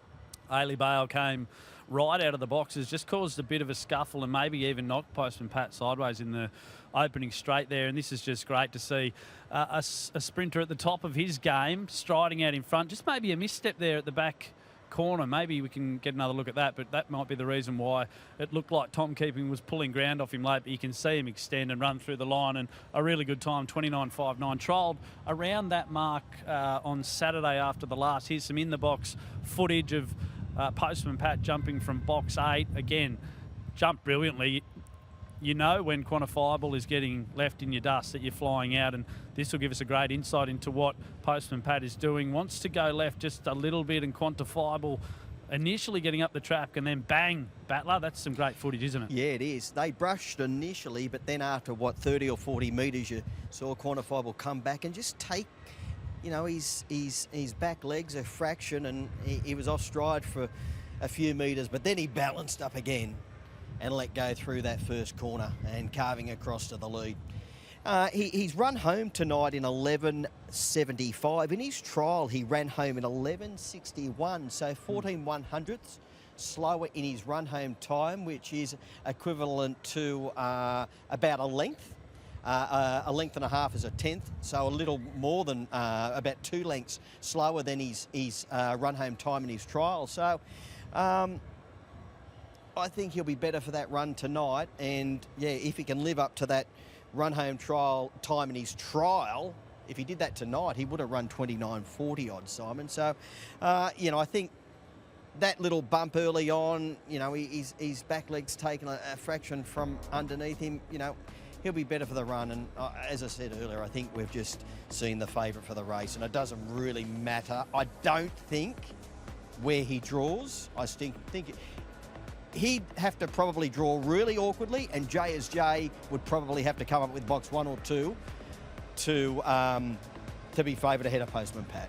Some great runs in behind as well. Tom Keeping for young Matt Lanigan running second at a big price, and then Albert's Memory improved out of sight for Reggie Gardle to run third in front of Quantifiable for Chrissy O'Brien. I tell you what, we are 6 semi-finals down. How does this read for a Ladbrokes $1 Million Chase final? J is J, Postman Pat, Belliuna, Has Ability, Archie Bale, and One Hot Bandit. And these are the trainers, Battler: Zammit, Thompson, Smith, Lord, Delbridge, and then the mighty Hazlitt team as well. Some of the best names in the business.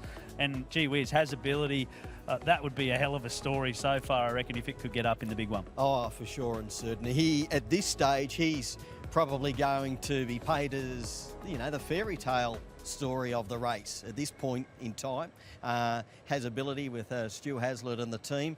All of the big trainers are there: Jack Smith and Thompson, Andy, Lord and Delbridge, and Selena Zammit. Zammit's it's a well-known name in greyhound racing in this country, so all the big guns are there. We've got 2 more to make it through, Simon. So can we get a couple of more New South Wales greyhounds in there? We've got 4 from New South Wales and 2 from Victoria, and we can't claim Postman Pat, even though he's in Lagosiani's kennels for this series. So we've got 4 from New South Wales. Can we get another interstater or 2 into the series final?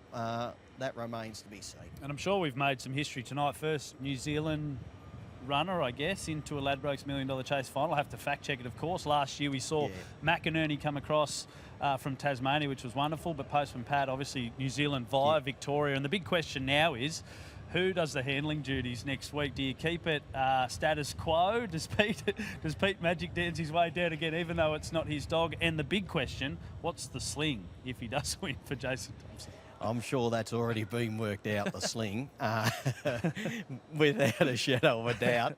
I don't think Jason Thompson's actually in the country. I Right. heard someone mention during the week that he might be overseas, and I think his young bloke might be playing in a golf tournament, or I stand to be corrected on that. But yeah, I heard a whisper during the week. So yeah, Jason might not even be in the country here for the $1 Million Chase final next week. So yeah, it'll be interesting to see. I don't think Pete will declare what the sling will be anyway. No, definitely not. You know, Pete Lagagioni told me after the first $1 Million Chase, they went home, and what do you reckon they had to celebrate? Oh, God only knows. You'd think they'd want to, probably McDonald's and an ice cream or something. I'm not sure. It was a Bundy and a packet of salt and vinegar chips. Really I hope lashed there out. was numerous after winning the million. Bundys. I hope they were numerous.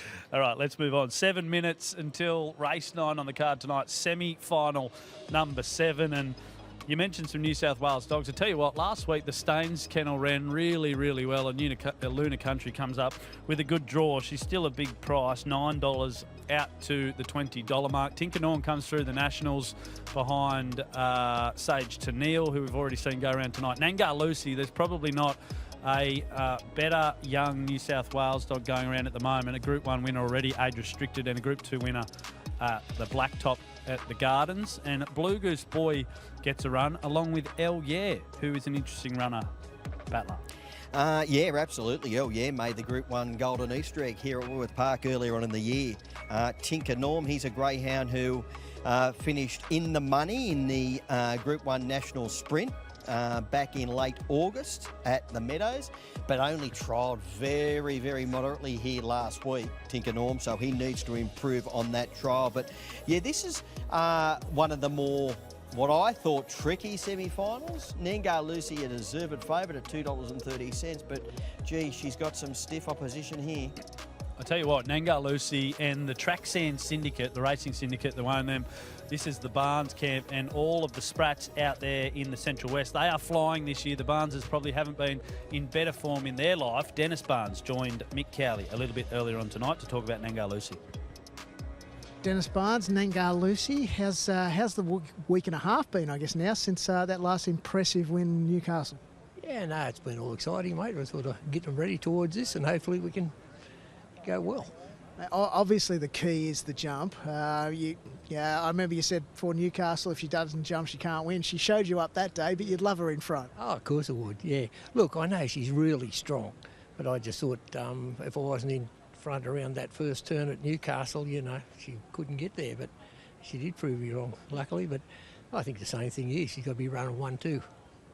Mate, you've looked at the field, obviously, at box 4. It's not the end of the world, is it? No, it's not, no. If she comes out like she can, well, we're right in the race. What would it make to make a final of this? You've been in a lot of good races, particularly that $500,000 one at Newcastle. This will be another notch on the belt. Yeah, it'll be a very exciting week, I can tell you. I don't know how I'd sleep. Mate, hopefully you get no sleep then this week. Good luck today. Thanks, mate. Geez, a wonderful bloke, Dennis Barnes, always generous with his time. We've got some wonderful characters around New South Wales I'm talking about, but Australian greyhound racing in general, battler, don't we? Oh, we sure do, Simon. You know, the likes of Dennis and Jack Smith. All of these trainers, they're always more than happy to put their hand up for an interview or two and promote the sport because, we need to. They're the ones who are up in lights, and we need to promote it wherever we can, for wagering and just to boost the profile of the sport.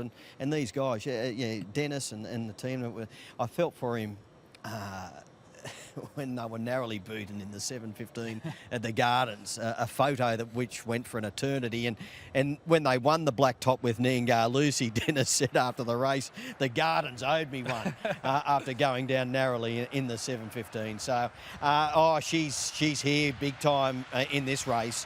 She won the Peter Mossman Opal here in July. That was a brilliant victory, and she beat Bella Uno on that occasion, who's already in the semi-final $1 Million Chase final next week. So, she's our dominant favourite here from the 4 Alley. She'll just need to begin on terms because she can't afford to miss it from that tricky draw. The dogs like the 9 Blue Goose Boy, trained by Daniel Gatton. He joined Mick Cowley a little bit earlier on.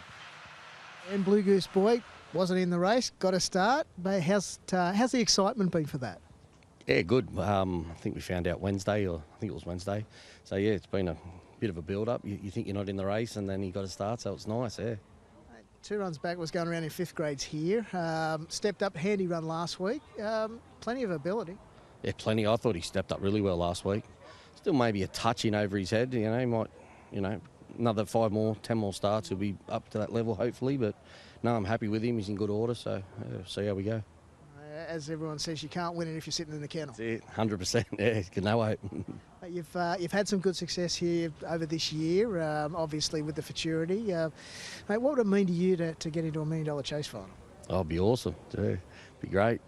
Money, prestige, everything, the whole lot. Yeah. Mate, fingers crossed we'll be talking after the race. That's it. Thanks, mate. Thanks, buddy.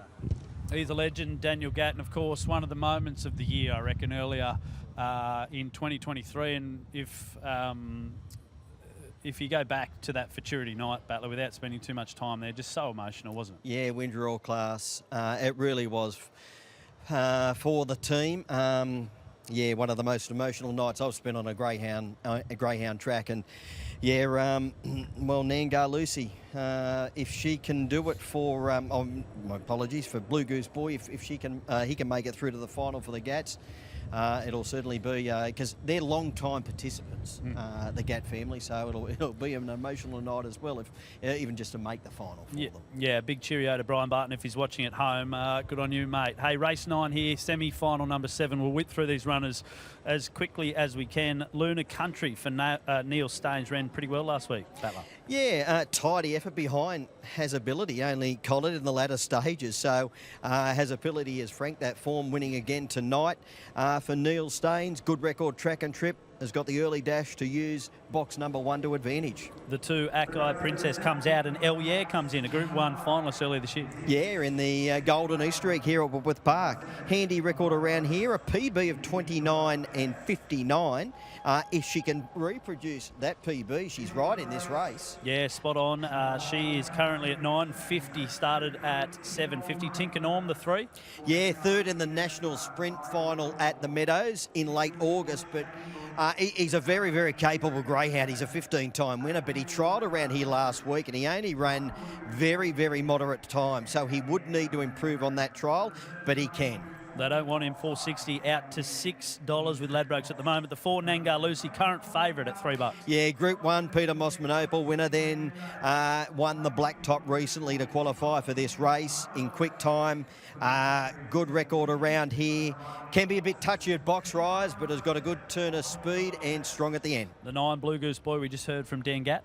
Yeah, really good run here last week when 3rd. Prior to that, a tidy winner in much easier grade here at Wentworth Park, but he's a greyhound on the rise. He's a progressive type. He's only been out of the money 1 in 14, I should say. Great record track and trip. It's the hot dog as well. $7.50 into $5. You can get a piece of Blue Goose Boy with Ladbrokes. The 6 Julia Bush, better over shorter, do you reckon? Yeah, getting well, it was okay throughout the Gunnedah series to make it through to this, but this is different gravy tonight. Big price. The 7 Hurricanes Fury, an honest chaser. Yeah, sure is. Runner-up here behind Remember This. Last week, did qualify for this series when finishing 4th behind Nangar Lucy in the Black Top.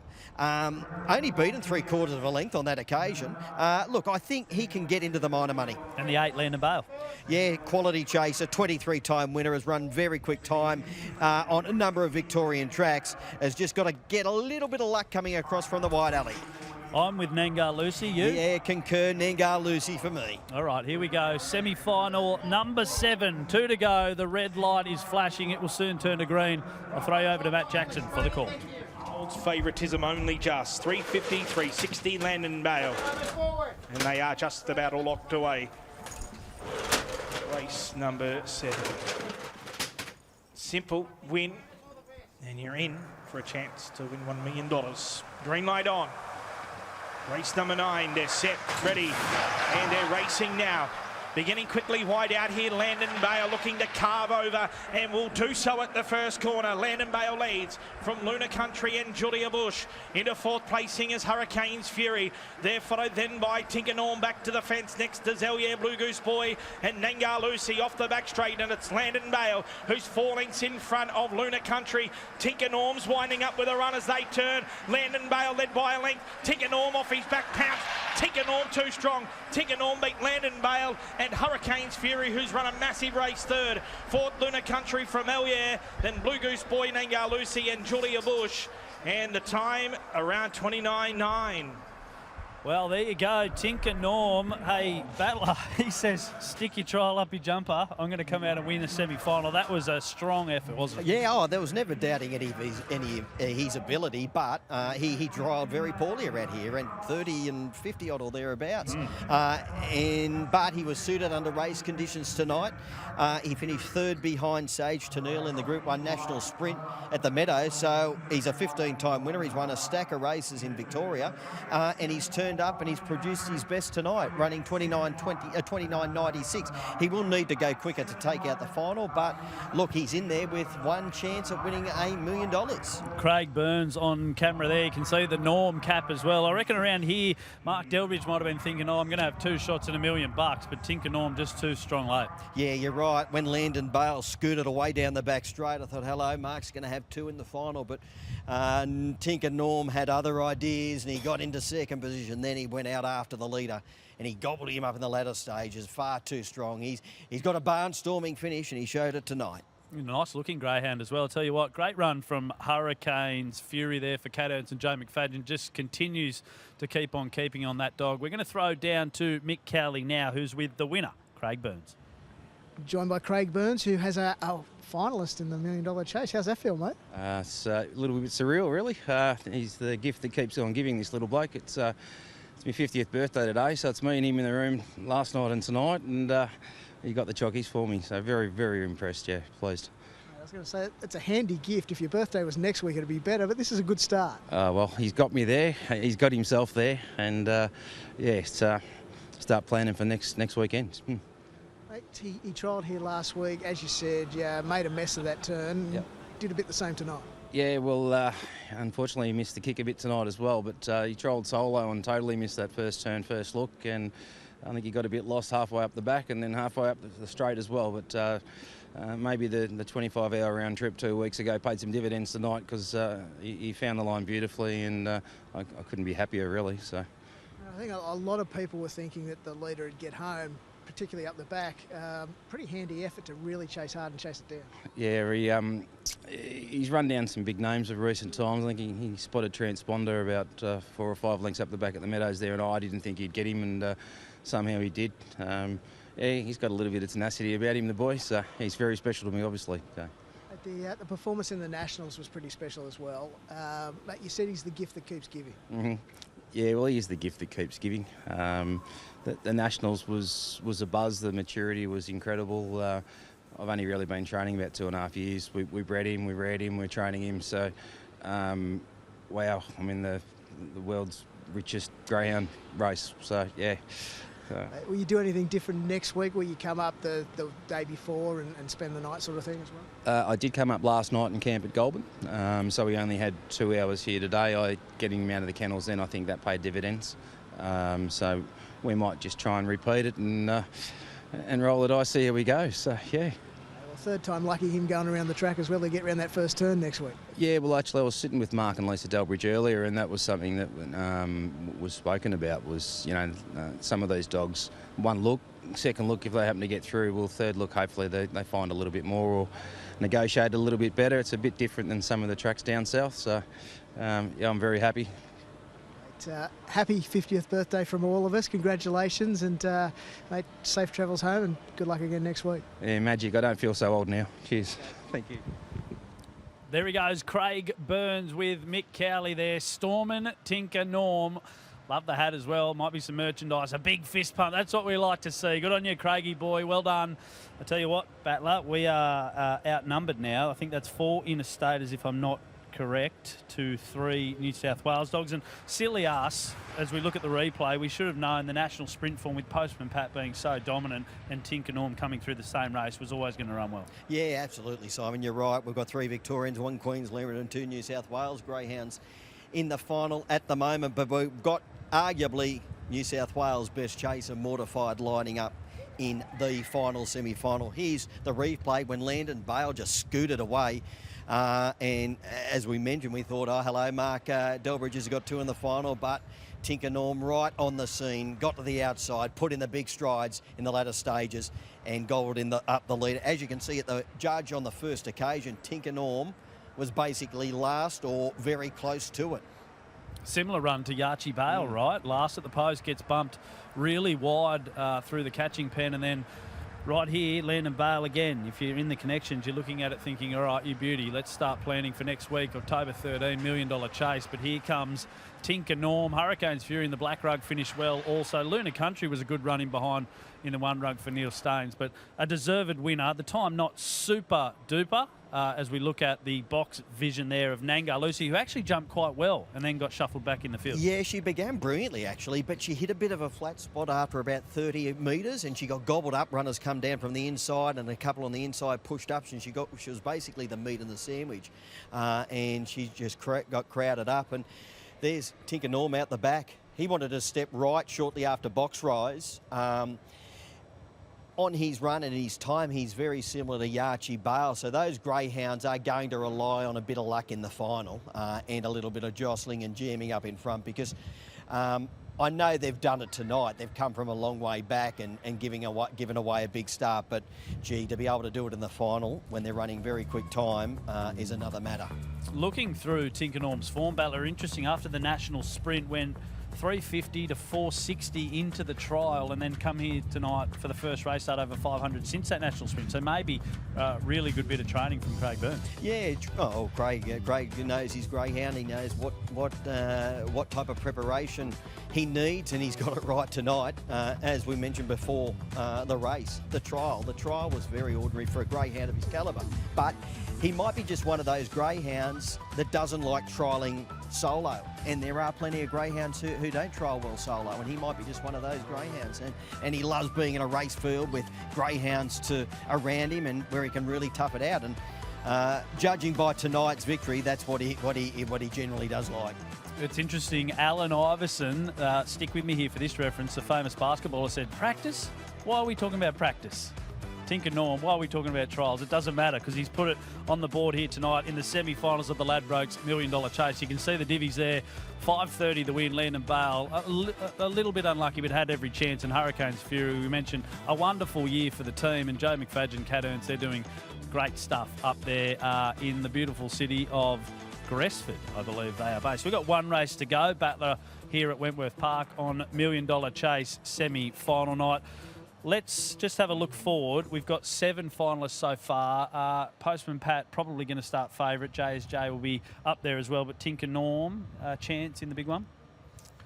Oh, gee, he'd have to probably draw inside right behind the speed. He's going to rely on a lot of luck through the first turn to get in a striking position. So right at the moment, Postman Pat and JSJ will be vying for favouritism. It will depend on the box draw. The only way Postman Pat won't start favourite is if he draws very awkwardly and JSJ comes up with box number 1. The box draw happening after race 10 here tonight at Wentworth Park. And we should say all roads lead to Wenty Park next Friday, October 13. The Ladbrokes $1 million chase final, the 6th running of the $1 million chase event. We've already got markets out on Ladbrokes for the Masters Meteor. The heats were run on Wednesday night, as well as the Ladbrokes $1 million chase maiden battler. And of course, the Young Stars races to come tomorrow. The Sydney Cup heats have also been run tonight, and we've got our 8 finalists for that. Favourite for the Sydney Cup looking forward? Oh, gee, I dare say Zipping Vanessa or Zohar Bale. Probably Zohar Bale after drawing the inside. But Zipping Vanessa on that victory tonight, she probably deserves to be favourite, running 41.50 odd. But I think he's perfectly drawn on the rail. So those markets haven't gone up yet for the Sydney Cup, because they probably won't be too far off going up. I haven't seen them yet, but as I said, Masters Meteor $1 million chase maiden final. Here we go. It's like you snap your fingers. There we go. And things happen. Ladbrokes Sydney I've Cup got a fair bit of final. pull, don't worry about that. Zipping Vanessa 210, Zohar Bale 420. So you've cornered it perfectly. Ritza Piper 450. The outside of the field locked on Scotch at $34 at the moment. So if you're having a slice right now, who are you having a play? Oh, Zohar Bale at the value. I don't think there'll be that big a difference between the pair come race time. Okay, Zohar Bale 420 there for Tim the Battler Newbold. 7 semi-finals down, 1 remaining. You gave us a little precursor there mentioning Mortified. She's a wonderful greyhound, and Chris O'Brien, a fantastic bloke. Modern Swinger, the litter brother, won the New South Wales National Sprint. We've seen Quantifiable go around tonight. They've been a really good litter out of Banjo to Fire, haven't they? Oh, absolutely. He's a terrific trainer, Chris. He's a great guy. And this line, the Tafire line, continues to produce quality greyhound after quality greyhound. And this little girl, she is an absolute ripper. She made the Australian Cup final earlier on in the year. She was running blinding figures here around Easter time. She didn't quite make it through to the Golden Easter egg. I think she might have run 29.30 odd or something on Golden Easter egg night in a minor race. So I think that was a little bit heart-wrenching for Chris to know she's run that time a week after when it mattered in a semi-final. But then she had a little injury. She was off the scene for a good 2 or 3 months, but she's come back in fine order, and yeah, she's second favourite here now, which is a shock, because Zipping Novak has been absolutely crunched into $2.40. 280 open, Zipping Novak into 245, and Mortified 260 on the drift out to 310. Another greyhound which has garnered some support is Idolised Battler for Peter Prosciutto. Before we get to Pete, who is standing by with Mick Cowley, Group 1 winner at the track and has come back since having a litter of pups. Yeah, isn't this a great story? Idolise. She's a terrific race bitch, and yeah, she went and had a litter of pups, and she's back on the track. So she's a super mum, and she's going arguably as well as ever. She was really good throughout the Nowra series, running 29.63. She's got great box manners and a high cruising speed, and she'll be out wide on the track looking to cut across and come across with Mortified here. The dogs like 2, Zipping Novak from the 6, 8 and 9, the first reserve Cumbria kid. As I mentioned, Pete Prosciutto takes care of Idolise, and he caught up with Mick Cowley earlier on.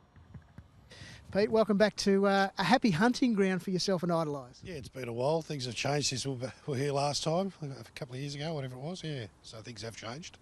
Mate, the decision to go through the Nowra regional series, any particular reason? No, like I think I've stated before, that it was a hard decision to make whether we're going to come here or the Bendigo Cup. I left it probably till the last minute to go, so it was a choice between Nowra and back here. And I think that the week to week, a little bit of a 3-week program if she happens to get through, whereas going an hour, I think there's an 11-day break, so it just works out better for her as recovery. She obviously loves this place. She goes really well. Box 8, any sort of dramas there? Oh, look, it depends on whether she steps. She'll show her best if she does. I mean, it's just a matter of she's been jumping better than she ever has. So there's no reason to say that she's not going to do it again tonight. And then it's just whether she can hold off or actually get across, because there's a bit of pace in the race too. Yep. Mate, this series, it's obviously a special series. As you said, you had to decide between this and the Bendigo Cup. As to whether you made the right decision, we'll find out in about 5-6 minutes. But it's good to be involved in this series. Well, it's great. It's a great concept, and it's fantastic. I mean, there's a lot of money in it, but it's lovely to come here as well. There's a bit of hype about the place when it's up and about. So it's we're looking forward to hopefully getting through next week. Fingers crossed. Good luck tonight. Thanks, you. Cheers. Thanks, mate. Cheers. He's a great man, Pete Prosciutto. Did an interview. I think he accosted Duke up here, didn't he, after winning that Futurity maybe January last year and took over the mics. It was a very happy time for Pete Prosciutto, and he's got a good one in Idolise. $5 into $4.20 for this final semi-final, which is only 7 minutes away, Battler. So we look at this market. Zipping Novak obviously has been the subject of some support, I imagine, off the back of what was an electric run at Gosford. Yeah, electric, all right. 29.17, absolutely hiking along. Yeah, he's a greyhound who's always had a big motor and been highly talented. He's a 17-time winner overall.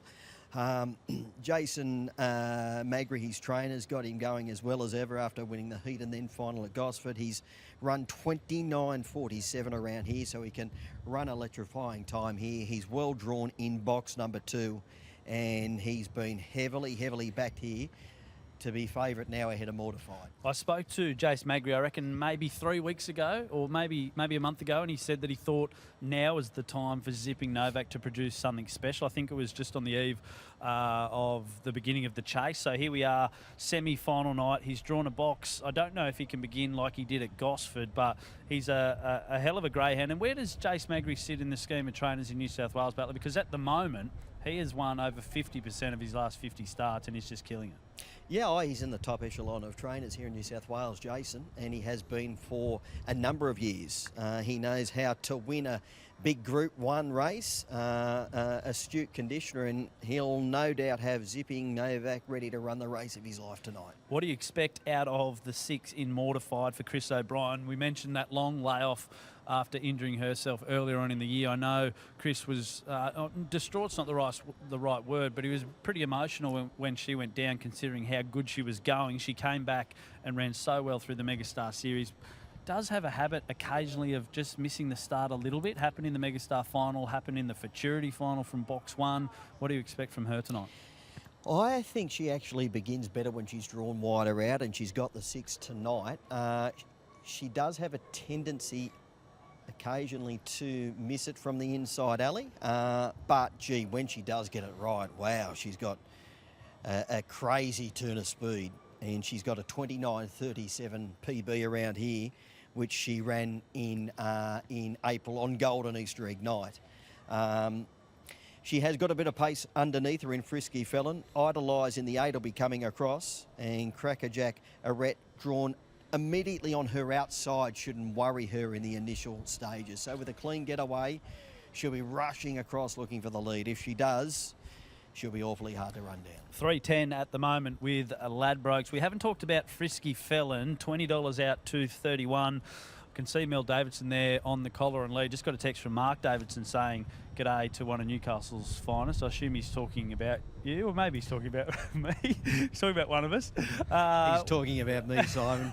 He'll want to be. Oh no, sorry, it's two of Newcastle. Yeah. Two of Newcastle's finest. He used to train my greyhounds when I could own greyhounds. Hey, Frisky Felon was a hell of a run in the blacktop, right? She almost had the courage to pinch the thing after being what seemed like 3 wide the trip. Yeah, it was a terrific run. Terrific run in the blacktop for a high-speed greyhound. You wouldn't think she would have finished so close to Nangar Lucy when she got headed in that race, but it was a really gritty effort, to be quite frank.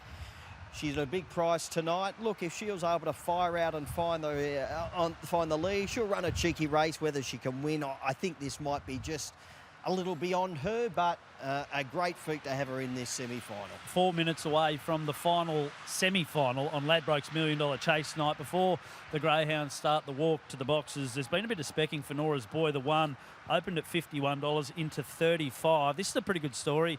Battler Sean Guthrie trains the dog, went through the Taree regional final. It was his birthday. He's a tradie. He had to ask his boss if he could get the day off to take the dog to the track, and then he goes on and wins the Taree regional final, which seems like a while ago there. But this is why the $1 Million Chase is so special. Dogs, trainers, participants from all over, from all walks of life, with all different sorts of stories, descending on Wentworth Park for semi-final night. Yeah, it is a fantastic story, and it would be great to see Sean get Nora's Boy into the final. Look, big challenge here.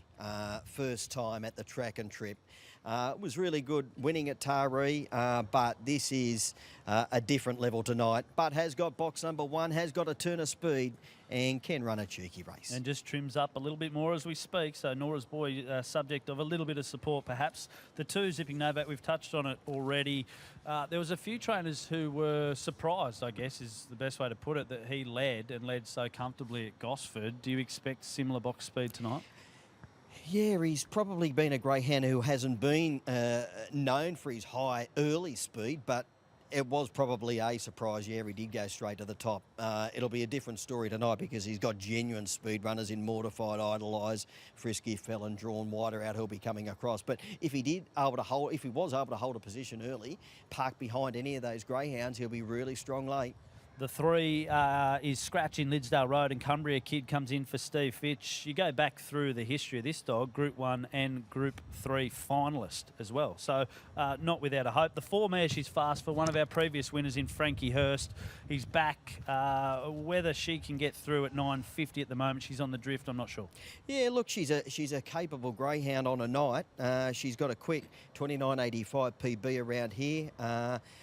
She's been racing consistently of late. Her latest victory was at Gosford in 29.39, so a slick run back mid-September. Tricky draw, but look, she's a greyhound who could win without surprise at all. In double figures at the moment. The 5, Frisky Felon, $27 with Ladbrokes right now. We've touched on her. The 6, Mortified, drifting 260 to 320, which I reckon's a pretty good price. Oh, I do too. I'm in her corner. We've spoken about her at length. If she does begin, she's got the early speed to charge across, take control. She's got a PB of 29.37. If she does run up to that, she'll be winning this race. Chris O'Brien will be a bundle of nerves right now as well, having to wait to the lucky last on semi-final night. We go to box number 7, and it's the second reserve in Crackerjack RT for Sam Sultana. Michelle Sultana on the lead and collar tonight. Yeah, hard to have him in this race from this draw. He's got speed drawn all around him, prepared to risk. And the 8, Idolise, we heard from Pete Prosciutto before. Hell of a record here at the track. Another Victorian coming up, and it's been the night for Interstaters. Sure has. She's a little ripper.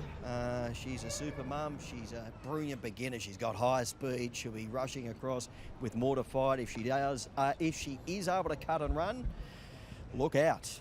And it just goes to show how good these athletes are. Battler, if I have a sausage roll, I'm lucky to roll off the lounge and do any yard work, let alone get out here and race in $1 Million Chase semi-final. So well done to Idolise for getting to this stage, and maybe some more big races ahead. Battler's banker for the last tonight, my friend. Who are you going with? Yeah, I'm in the corner of Mortified. I think she can bounce back and win her way into the $1 Million Chase final. I'm with you, my friend. I watched her debut at Dapto, feels like 18 months ago now. It's been a hell of a journey for her and Chris O'Brien. Hell of a litter as well. So good luck to all participants. The final Ladbrokes $1 Million Chase semi-final. The last dog to go through to the October 13 decider, where they will race for $1 million. We're only seconds away. I'll throw you out to Mac Jackson for the call. The one that can miss it from time to time. Mortified 310. 480 Idolise, Mia She's Fast, 550 to 11. Crackerjack RT's been 21 into $14. The last chance to qualify. They're set. Favourite box 2 ready. Racing now. Zipping Novak slow. Frisky Felon exploded away and led clearly to the first corner, but Idolise is quickly up there 3/4 away. Railing through, Cumbria Kid got to 3rd and Mia She's Fast 4th. They're followed by Nora's Boy. Well back in the field, Crackerjack RT, Mortified and Zipping Novak, the favourites out the back. Off the back straight, Nora's Boy went through, Idolise went through to hit the lead, but following her through, Cumbria Kid. Cumbria Kid got up on the inside, went to the front from Idolise, and Cumbria Kid's drawn away. Cumbria Kid on a night of upsets. That's another one, beats Idolise. Photo 3rd, Frisky Felon or Mia She's Fast. Then Crackerjack RT, Nora's Boy, Mortified and Zipping Novak. The time around 29.8. Well, Battler, Cumbria Kid for Steve Fitch. There's a reason the bookies drive Mercedes and the punters catch the bus home, mate. It's been that sort of night tonight. Cumbria Kid at a huge price gets up for Steve Fitch. We mentioned group finalist, Group 1 and Group 2 finalist, I should say. Didn't see that coming. No, nor did I. Steve Fitch, he's a great guy. He's a very, very good conditioner. He's on the board of the Nowra or the Shalhaven Greyhound Club there at Nowra, and he will be absolutely ecstatic. And there he is walking back from the boxes. A little bit of a smirk, but you can tell underneath. Yeah, a bit of a sigh of relief. Puff of the cheeks. He will be a very, very happy man, and that is. Yes, another big boy laver. We've had a few upsets tonight, and there's another one.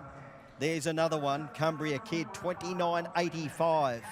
the overall time, reeling in Idolise, who was gallant, and winding up in third position. Me, she's fast. Fourth in the early leader, Frisky Felon. It's a decent time, 29.85, the PB 29.73, but Steve Fitch, he must be over the moon. He joins Mick Cowley. Let's see how he feels. Absolutely right, Simon. Steve Fitch is over the moon. Congratulations, mate. You got $1 million Chase grand finalist. Yeah, that's something to think about, isn't it? Mate, obviously drawn as a reserve, got the run, the 3 or the 7. You ended up with the 3. Handy?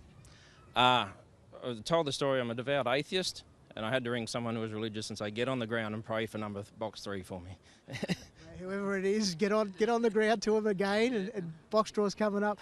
Mate, super dog, yeah, been a lot of good races, a lot of big finals. It's good to see get into another one like this as well. Yeah, him and his brother, they just don't run bad races. Like, they don't win all the time, but they're always in the finish. Like, even last week, 2nd and 3rd, Dave's just missed a run. This bloke's always just put in. He just has a go. It must be a funny feeling. It was a good run last week, only beaten a length behind, has ability. But then you're thinking, oh, well, I've missed out on a start. I've come close, but then things happen, things turn. All of a sudden, you've got a run, and now you've got a finalist. Yeah, we'll go back to the ultra sense. I had the late scratch him on the day when his corn blew up, and I think he would have bolted in that. And it's probably the worst day I've had in greyhounds, and this is probably the best. So. And hopefully next Friday will be even better. Yeah, let's get down and pray for an inside box. Congratulations, well done, mate. See you next Friday. See ya. Thanks, Mick. Mick Cowley there with a very, very happy Steve Fitch. And so he should be. Yeah, there you go. Waddle that finger. Oh, it's been a hell of a night. Thumbs up as well. Look at me. Good on you, Stevie boy. Through to a final with Cumbria Kid of the Ladbrokes $1 Million Chase. Green light flashing away. And I tell you what, Frisky Felon just absolutely sprung out of the boxes, mortified. Just walked out and paid to her chances. Idolise here just carves across like the talented chaser she is. Group 1 loves the track and trip. And about now, I was thinking, all right, Idolise might be through to another big race. Pete Prosciutto, the master trainer, has done it again. She's won 4 from 5 at the track already, but Cumbria Kid just snuck up on the inside, and maybe that time off the track for Idolise just not as hard fit as she was 18 months ago, and Cumbria Kid just wins going away in the end, a length and a half. But, gee, some great early pace from Frisky Felon. We saw this on display at the Blacktop a couple of weeks ago and just runs a little bit wide around the track. I know Mark Davidson said the same after that Blacktop place, getting that from wide draws just tends to drift off the track a little bit, so it allowed Idolise to burrow in underneath, and you can see Cumbria Kid. We've seen this a bit tonight, getting the drop on the leaders and just blowing past in the home straight, got the benefit of the rails run, and away Cumbria Kid went into a Ladbrokes $1 Million Chase final. Idolise stuck on well for second, and here's some box vision of our greyhounds jumping out there. Wonderful vision from thedogs.com.au, some aerial vision as well. Look at that lead for Frisky Felon, a length before they even jump off the mat. It's a great quality to have, and for a developing greyhound, Mark Davidson be thrilled with that. You can see mortified here, just a little bit sluggish away, and Chris O'Brien must be lamenting the fact that in some big races, unfortunately, that has just been her go. From there, you can see getting burrowed in behind, and she's only a little thing. Impossible to get through there, and that's the end of her $1 Million Chase campaign for 2023. But all spoils to the winner, Cumbria Kid. 68 starts now for 17 wins, a tick over $70,000 in prize money for Steve Fitch. And another winner from down on the south coast, has ability, Goulburn based, Cumbria Kid down around the Nowra region for New South Wales. We've got the Central West represented with Bella Una, of course, and One Hot Bandit, another one down from Gunning there. So the south coast certainly providing some wonderful results tonight. Another huge result for the bookies. Look at that price for Cumbria Kid, a tick under $20. Idolise, nice place money there. And Mia, she's fast. For Frankie Hurst, a nice, honest performance with Frisky Felon filling the minors for Mark Davidson. So there you go. The Ladbrokes $1 Million Chase semi-final night is done. The Sydney Cup heats are over. The box draw for that race has been done. We are looking forward to Tim the Battler Newbold heading down and doing the box draw for the Ladbrokes $1 Million Chase in just a little while. Let's recap tonight's wonderful performances from some greyhounds here at Wentworth Park. And we start with Bella Una for Jack Smith. Got a run late in the piece, comes in the 9 rug and was superb out in front. Good on you, Jackie boy. Through to another final. Tinker Norm running fourth in the $1 Million Chase, his best finish. The second semi-final was Hasability from the inside draw. Got a really good run along the rail and was strong in the finish. And Clint Haslett there with a fist pump. Wonderful stuff for Clint Haslett. Jay is Jay. We knew that he was a star. He has been a star up in Queensland for some time, but this was just a superb performance. And there we go. That's the celebration of the night. You beauty. One Hot Bandit. This was a tight finish. One Hot Bandit just ran down Magistrate in the shadows of the post. A really strong, long-striding dog, and maybe a rising star for Andy and Jodie Lord, if not a star already. Andy looking to win his second $1 Million Chase after She's a Pearl was triumphant last year, of course. Yarchi Bale, a wide run through the catching pen. We saw this a couple of times tonight. Almost ran off the track, but still managed and had the courage to get up and win for Mark Delbridge. Postman Pat, the star of the show tonight. He deserves to be favourite heading into next week. Pete Lagagioni, a double thumbs up. That's tops. Chief Harrigan, if you're watching up in Newcastle, good on you, mate. Tinker Norm, the trial form, I guess, put us off, but Craig Burns, he knows better than anyone. And look at that, Storm and Norman hat. Love that. And, of course, Cumbria Kid. The Nines did all right tonight. Bella Una wearing the 9 as well. Cumbria Kid. Both came through the city qualifiers. Oh, yes. Love that finger wobble. That's the good stuff from Stevie Fitch. Good on you, my friend. Through to the $1 Million Chase final. Ladbrokes partnering with us this year. And look at that, grand final night. Friday, the 13th of October. You cannot miss our special broadcast. Live and free on thedogs.com.au. Mark Duclos, Timmy Newbold, Mick Cowley. I'll be probably scrubbing the toilets, I reckon, next week. So anyway, it's all to come next week. Of course, the Masters Meteor is on as well. The Young Gun, the Ladbrokes $1 Million Chase Maiden, the consolation race for the Ladbrokes $1 Million Chase will be on as well. So plenty happening. And of course, the Group 2 Sydney Cup, which is worth $100,000 as well. Gee, we're giving away some money next week. Over $1.2 million in prize money. And we're looking forward to the box draw for both the Ladbrokes $1 Million Chase and the consolation race coming up in just a little while with Timmy Newbold. Let's see what our winning trainers had to say tonight. We're starting with Jack Smith and Bella Una. Jack Smith, congratulations. Is that a surprise or not? It was to you. You told me I had no hope. But, well, it certainly was. I mean, in these races, if the top dogs do something wrong, the others will take advantage. There's no doubt about that. So, and she's a good little trier. So, it's amazing how this sport works out. Yeah, 3-4 days ago you didn't have a run in this race. All of a sudden you get a start and look what happens. That's right. She was coming back tomorrow night, and frankly, I preferred to have been in that race. But anyhow, as it worked out, the teacher, I wouldn't like to be in his class this week. Kids will learn nothing. They're probably about the dog race. Hey, what's it be like? Forget about the money. To get into our biggest race, you've got a 1 in 8 shot at $1 million next week. Oh, that's right. It'll just be a great weekend, right? You've won once you've got in it. You're a winner as far as we're concerned. He probably won't sleep that well. I'll probably go all right, but I don't want to sleep. Mate, did you? You're a realist, I know that. And what were your thoughts coming here? No, she's just a good little trier, and she, it's just different when the pressure's on all these dogs. It's just different racing, and she was out the back early, so she's just got a dream run, and the outsiders will take advantage if it happens. Yeah. I officially apologise. I knew I should always trust you. You know what you do, and I don't. Good on you, mate. Thanks, buddy. Congratulations. Right. Thank you. Camp with him down there. I do indeed. I'm here with Clinton Haslett. Clinton, we went to speak before the race. You said, no, just wait. We'll talk after. You're absolutely spot on. Congratulations, mate. Thank you very much. Yeah, he just missed it a bit and found his way and got going, and yeah. Mate, how'd you feel in the home turn? You think you'd be able to catch that leader? I thought he was about 5 behind or 6 behind. It looked too far. And then he checked off the heels of him.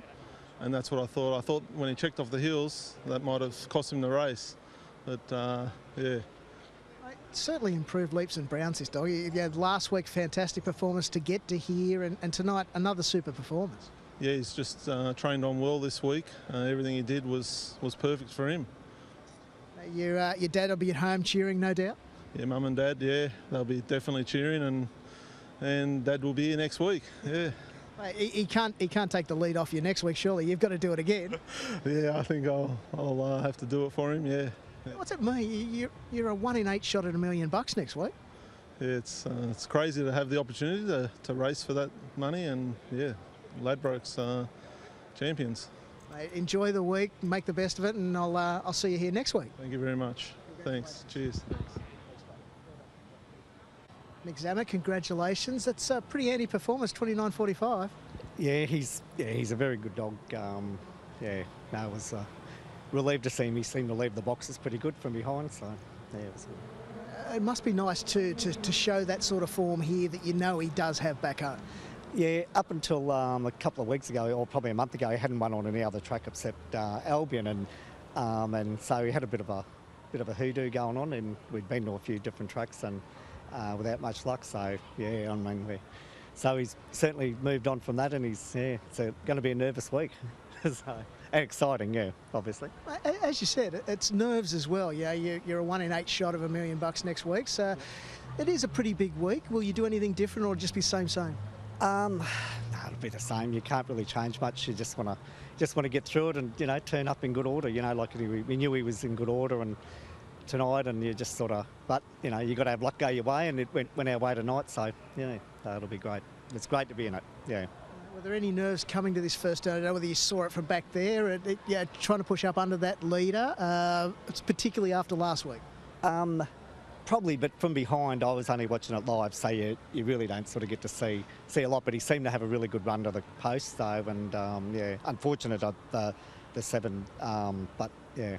So 29.45. You're in this final next week, up to your ears. I hope so. Yeah, there's still more heats, but yeah, we're certainly going to be competitive. He's a very, very good dog. Yeah, so yeah. So. A few Queenslanders in the crowd. Congratulations, mate. We'll see you again next Friday. Thank you very much. Thanks. Yeah, we couldn't have asked for much more here on Ladbrokes $1 Million Chase semi-final night. We've got some dogs from the top end of town, and we sure do have some great battler stories as well. We've got the box draws coming up for the Ladbrokes $1 Million Chase final and consolation. I'm going to throw down to Timmy Newbold. Take it away. Thank you, Simon. We're downstairs here at Whitworth Park for the box draws of the Ladbrokes $1 Million Chase consolation and grand final here next Friday night. And we will start with the consolation, and in alphabetical order. The consolation: Dundee Smoky, Idolise, Isles Entity, Landon Bale, Magistrate, Remember This, Tom Keeping and Volante. They are the qualifiers for the $1 Million Chase consolation. So we are going to call up connections. First of all, Ron Arnold will pick a card which will determine which connection will come up first. It is Magistrate, the Queenslander, narrowly beaten by One Hot Bandit. Led for a long, long way and collared in the final strides, but has been able to make it through to the Ladbrokes $1 Million Chase consolation. Pick any one of the boxes. Inside this box is a number, and that is a box which your Greyhound will come out of in the consolation. Magistrate has drawn box number 1. Show the crowd, Jeff, our steward here tonight from GWIC. Magistrate has drawn box number 1. Now we'll pick a card which will determine which will be the next connection to come up. So Magistrate, caught in the shadows of the post tonight. Volante is our next Greyhound to come up. So the connections of Volante, if they are here anywhere, by the looks, we haven't got any connections here. So maybe Dan Wiseman, the boss of the GBOTA, will put you in here, Dan. They can blame you for a bad box. Volante, who will contest the consolation of the $1 Million Chase. It is box 5. Box 5 for Volante. Pick a card, Dan. Greyhound number 4, Landon Bale. Landon Bale for the Delbridge Kennel. And it appeared Mark at one stage down the back straight was going to have 2 runners in the grand final, but just caught in the latter stages. Landon Bale, Mark Delbridge has drawn box 7. Landon Bale has drawn box number 7 in the consolation. Next greyhound is greyhound number 1, Dundee Smoky. Dundee Smoky. Have we got any connections here? No, they might be in the car heading back to Victoria. So, Jeff Collison. Come on, Jeff, you love being part of these box draws. The connections can never bag you, Jeff, if you give them a bag box draw. I'll tell you what, another compo claim tonight. It is box number 8. Box number 8 for Dundee Smoky. Ron Arnold and Jeff Collison. Dan, you'll be in trouble now. 3. Box number, greyhound number 3, Isles Entity. Another greyhound who was narrowly beaten. Have we got anyone from the Sultana Kennel here? By the looks, we haven't. Matty Jackson, the Wentworth Park race caller. Come on, Matt, you can pick a box for Isles Entity, who ran a terrific race tonight. Has drawn box number 4.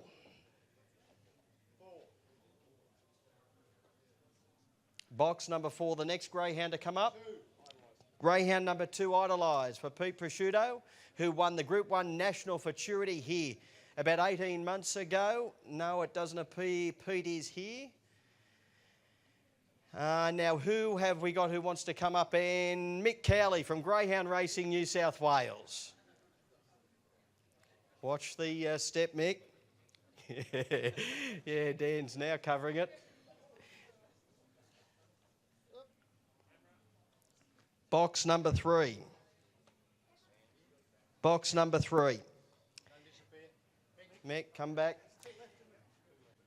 So Idolise has drawn box number 3. Magistrate sitting up in the red at the moment. Now Greyhound 6, remember this. Remember this, no one from the Sultana camp. Talia, your chance to come and pick a box. What have we got left? We've got Tom Keeping to come. 6. Box number 6 for Remember This, who ran a very, very good race tonight. And the final greyhound is Tom Keeping, who ran an absolute bottler. Is anyone from the Manny Ladigan kennel here? It is box 2, Ronnie. It is box 2. We're all praying it was box 2, believe me. So in box order for the Ladbrokes $1 Million Chase Consolation, Magistrate in box number 1, Tom Keeping in 2, Idolise in box number 3, Isles Entity in 4, Volante 5, Remember This in 6, Landon Bale 7, and Dundee Smoky has drawn box number 8, Zipping Caleb first reserve, Nad El Sheba second reserve for the $1 Million Chase Consolation here next Friday night. Now we're calling up Greyhound Racing New South Wales CEO Rob McCauley to be a part of the box draw for the final. So Rob will, as we get the stage reset and the guys get ready for the box draw for the final, a remarkable night tonight. We've seen the best chasers here in Australia, some great performances. What's been your highlight of the night? All of it was fantastic, but how's all those people, or at least 3 owners and trainers turning up and as reserves and getting through for the big night? Absolutely fantastic. All round good fun. You blokes put in the best performance. You must have been absolutely freezing. Your lips are still blue from being up there. The broadcast and the performance of racing has been absolutely fantastic. Thank you. And in this race, you always like to see, you know, a couple of fairy tale stories get through. Hasability for the Hazlitt camp. Steve Fitch, who's got Cumbria Kid, who's involved with the Shoalhaven Greyhound Club. And you've got the big names of Peter Lagosianis, the Delbridges, and, you know, a Melbourne Cup winner, Yachi Bale, making it through. So this race over time has always had, you know, the big guns, but a few fairy tale stories, and we've got that this year too. And there's a few people who have travelled for it too. You know, dogs who have found their way here through Broken Hill and all sorts of places. 14 racetracks all over New South Wales. It's been a really good series, and you can see how popular it is by the wagering results. I mean, people are watching this and backing their favourites. It's really good. People are very enthusiastic about it. And that is what's great about this series too. Greyhounds can qualify in all the regional areas in New South Wales or come to the city, but we take this race all around New South Wales, and it's going out to where all our participants basically are. They're all out in the regions. Yeah, and having a good time.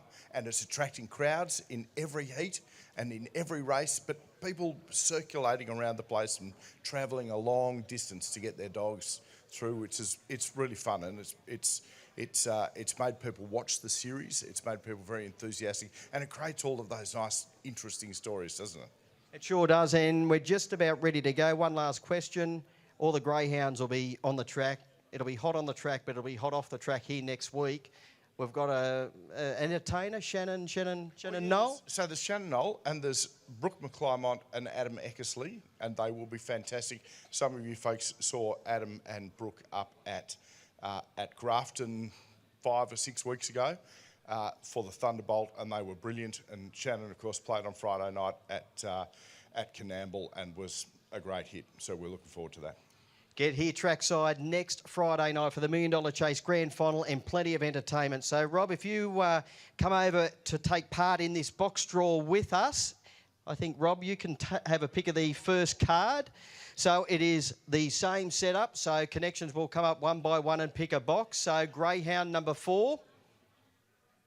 First one to come up is Jay, the Queenslander, for the Zamet Kennel. Outstanding victory tonight, running 29.45. And have we got anyone from the Zamet Kennel? Come on. 29.45. He is the track record holder at Albion Park, running 29.35 up there, and he's produced his best in Sydney tonight to make it through to the $1 Million Chase Grand Final. Jay has drawn box number 2. The Queenslander champ's gone up already. The Queenslander champ. Now the next greyhound to come up is Cumbria Kid for Steve Fitch. Steve's here on the committee of the Shoalhaven Greyhound Club. Been in the game for a long, long time, Steve. Cumbria Kid has drawn box number 1. Wow. Congratulations, Steve. Box number 1. Steve. Cumbria Kid has drawn box number 1. Now the next greyhound to come out. Greyhound number 3 has ability. Another New South Wales greyhound for Stuart Haslett. A very well named greyhound, Andrew. Well done, mate. Pick a box. No doubt. A life-changing moment for all connections. Has ability, has drawn box number 5. The next greyhound for the Ladbrokes $1 Million Chase Grand Final. Greyhound number 5. One Hot Bandit for Andy and Jody Lord. Owned by the Punters HQ Syndicate. Have we got any of the owners here tonight? Matty Jackson, who is a part owner of One Hot Bandit. Geez, won't it be a moment for you calling a greyhound in the richest greyhound race in the world, Matty? And you've drawn box number 7. Box 7 for One Hot Bandit.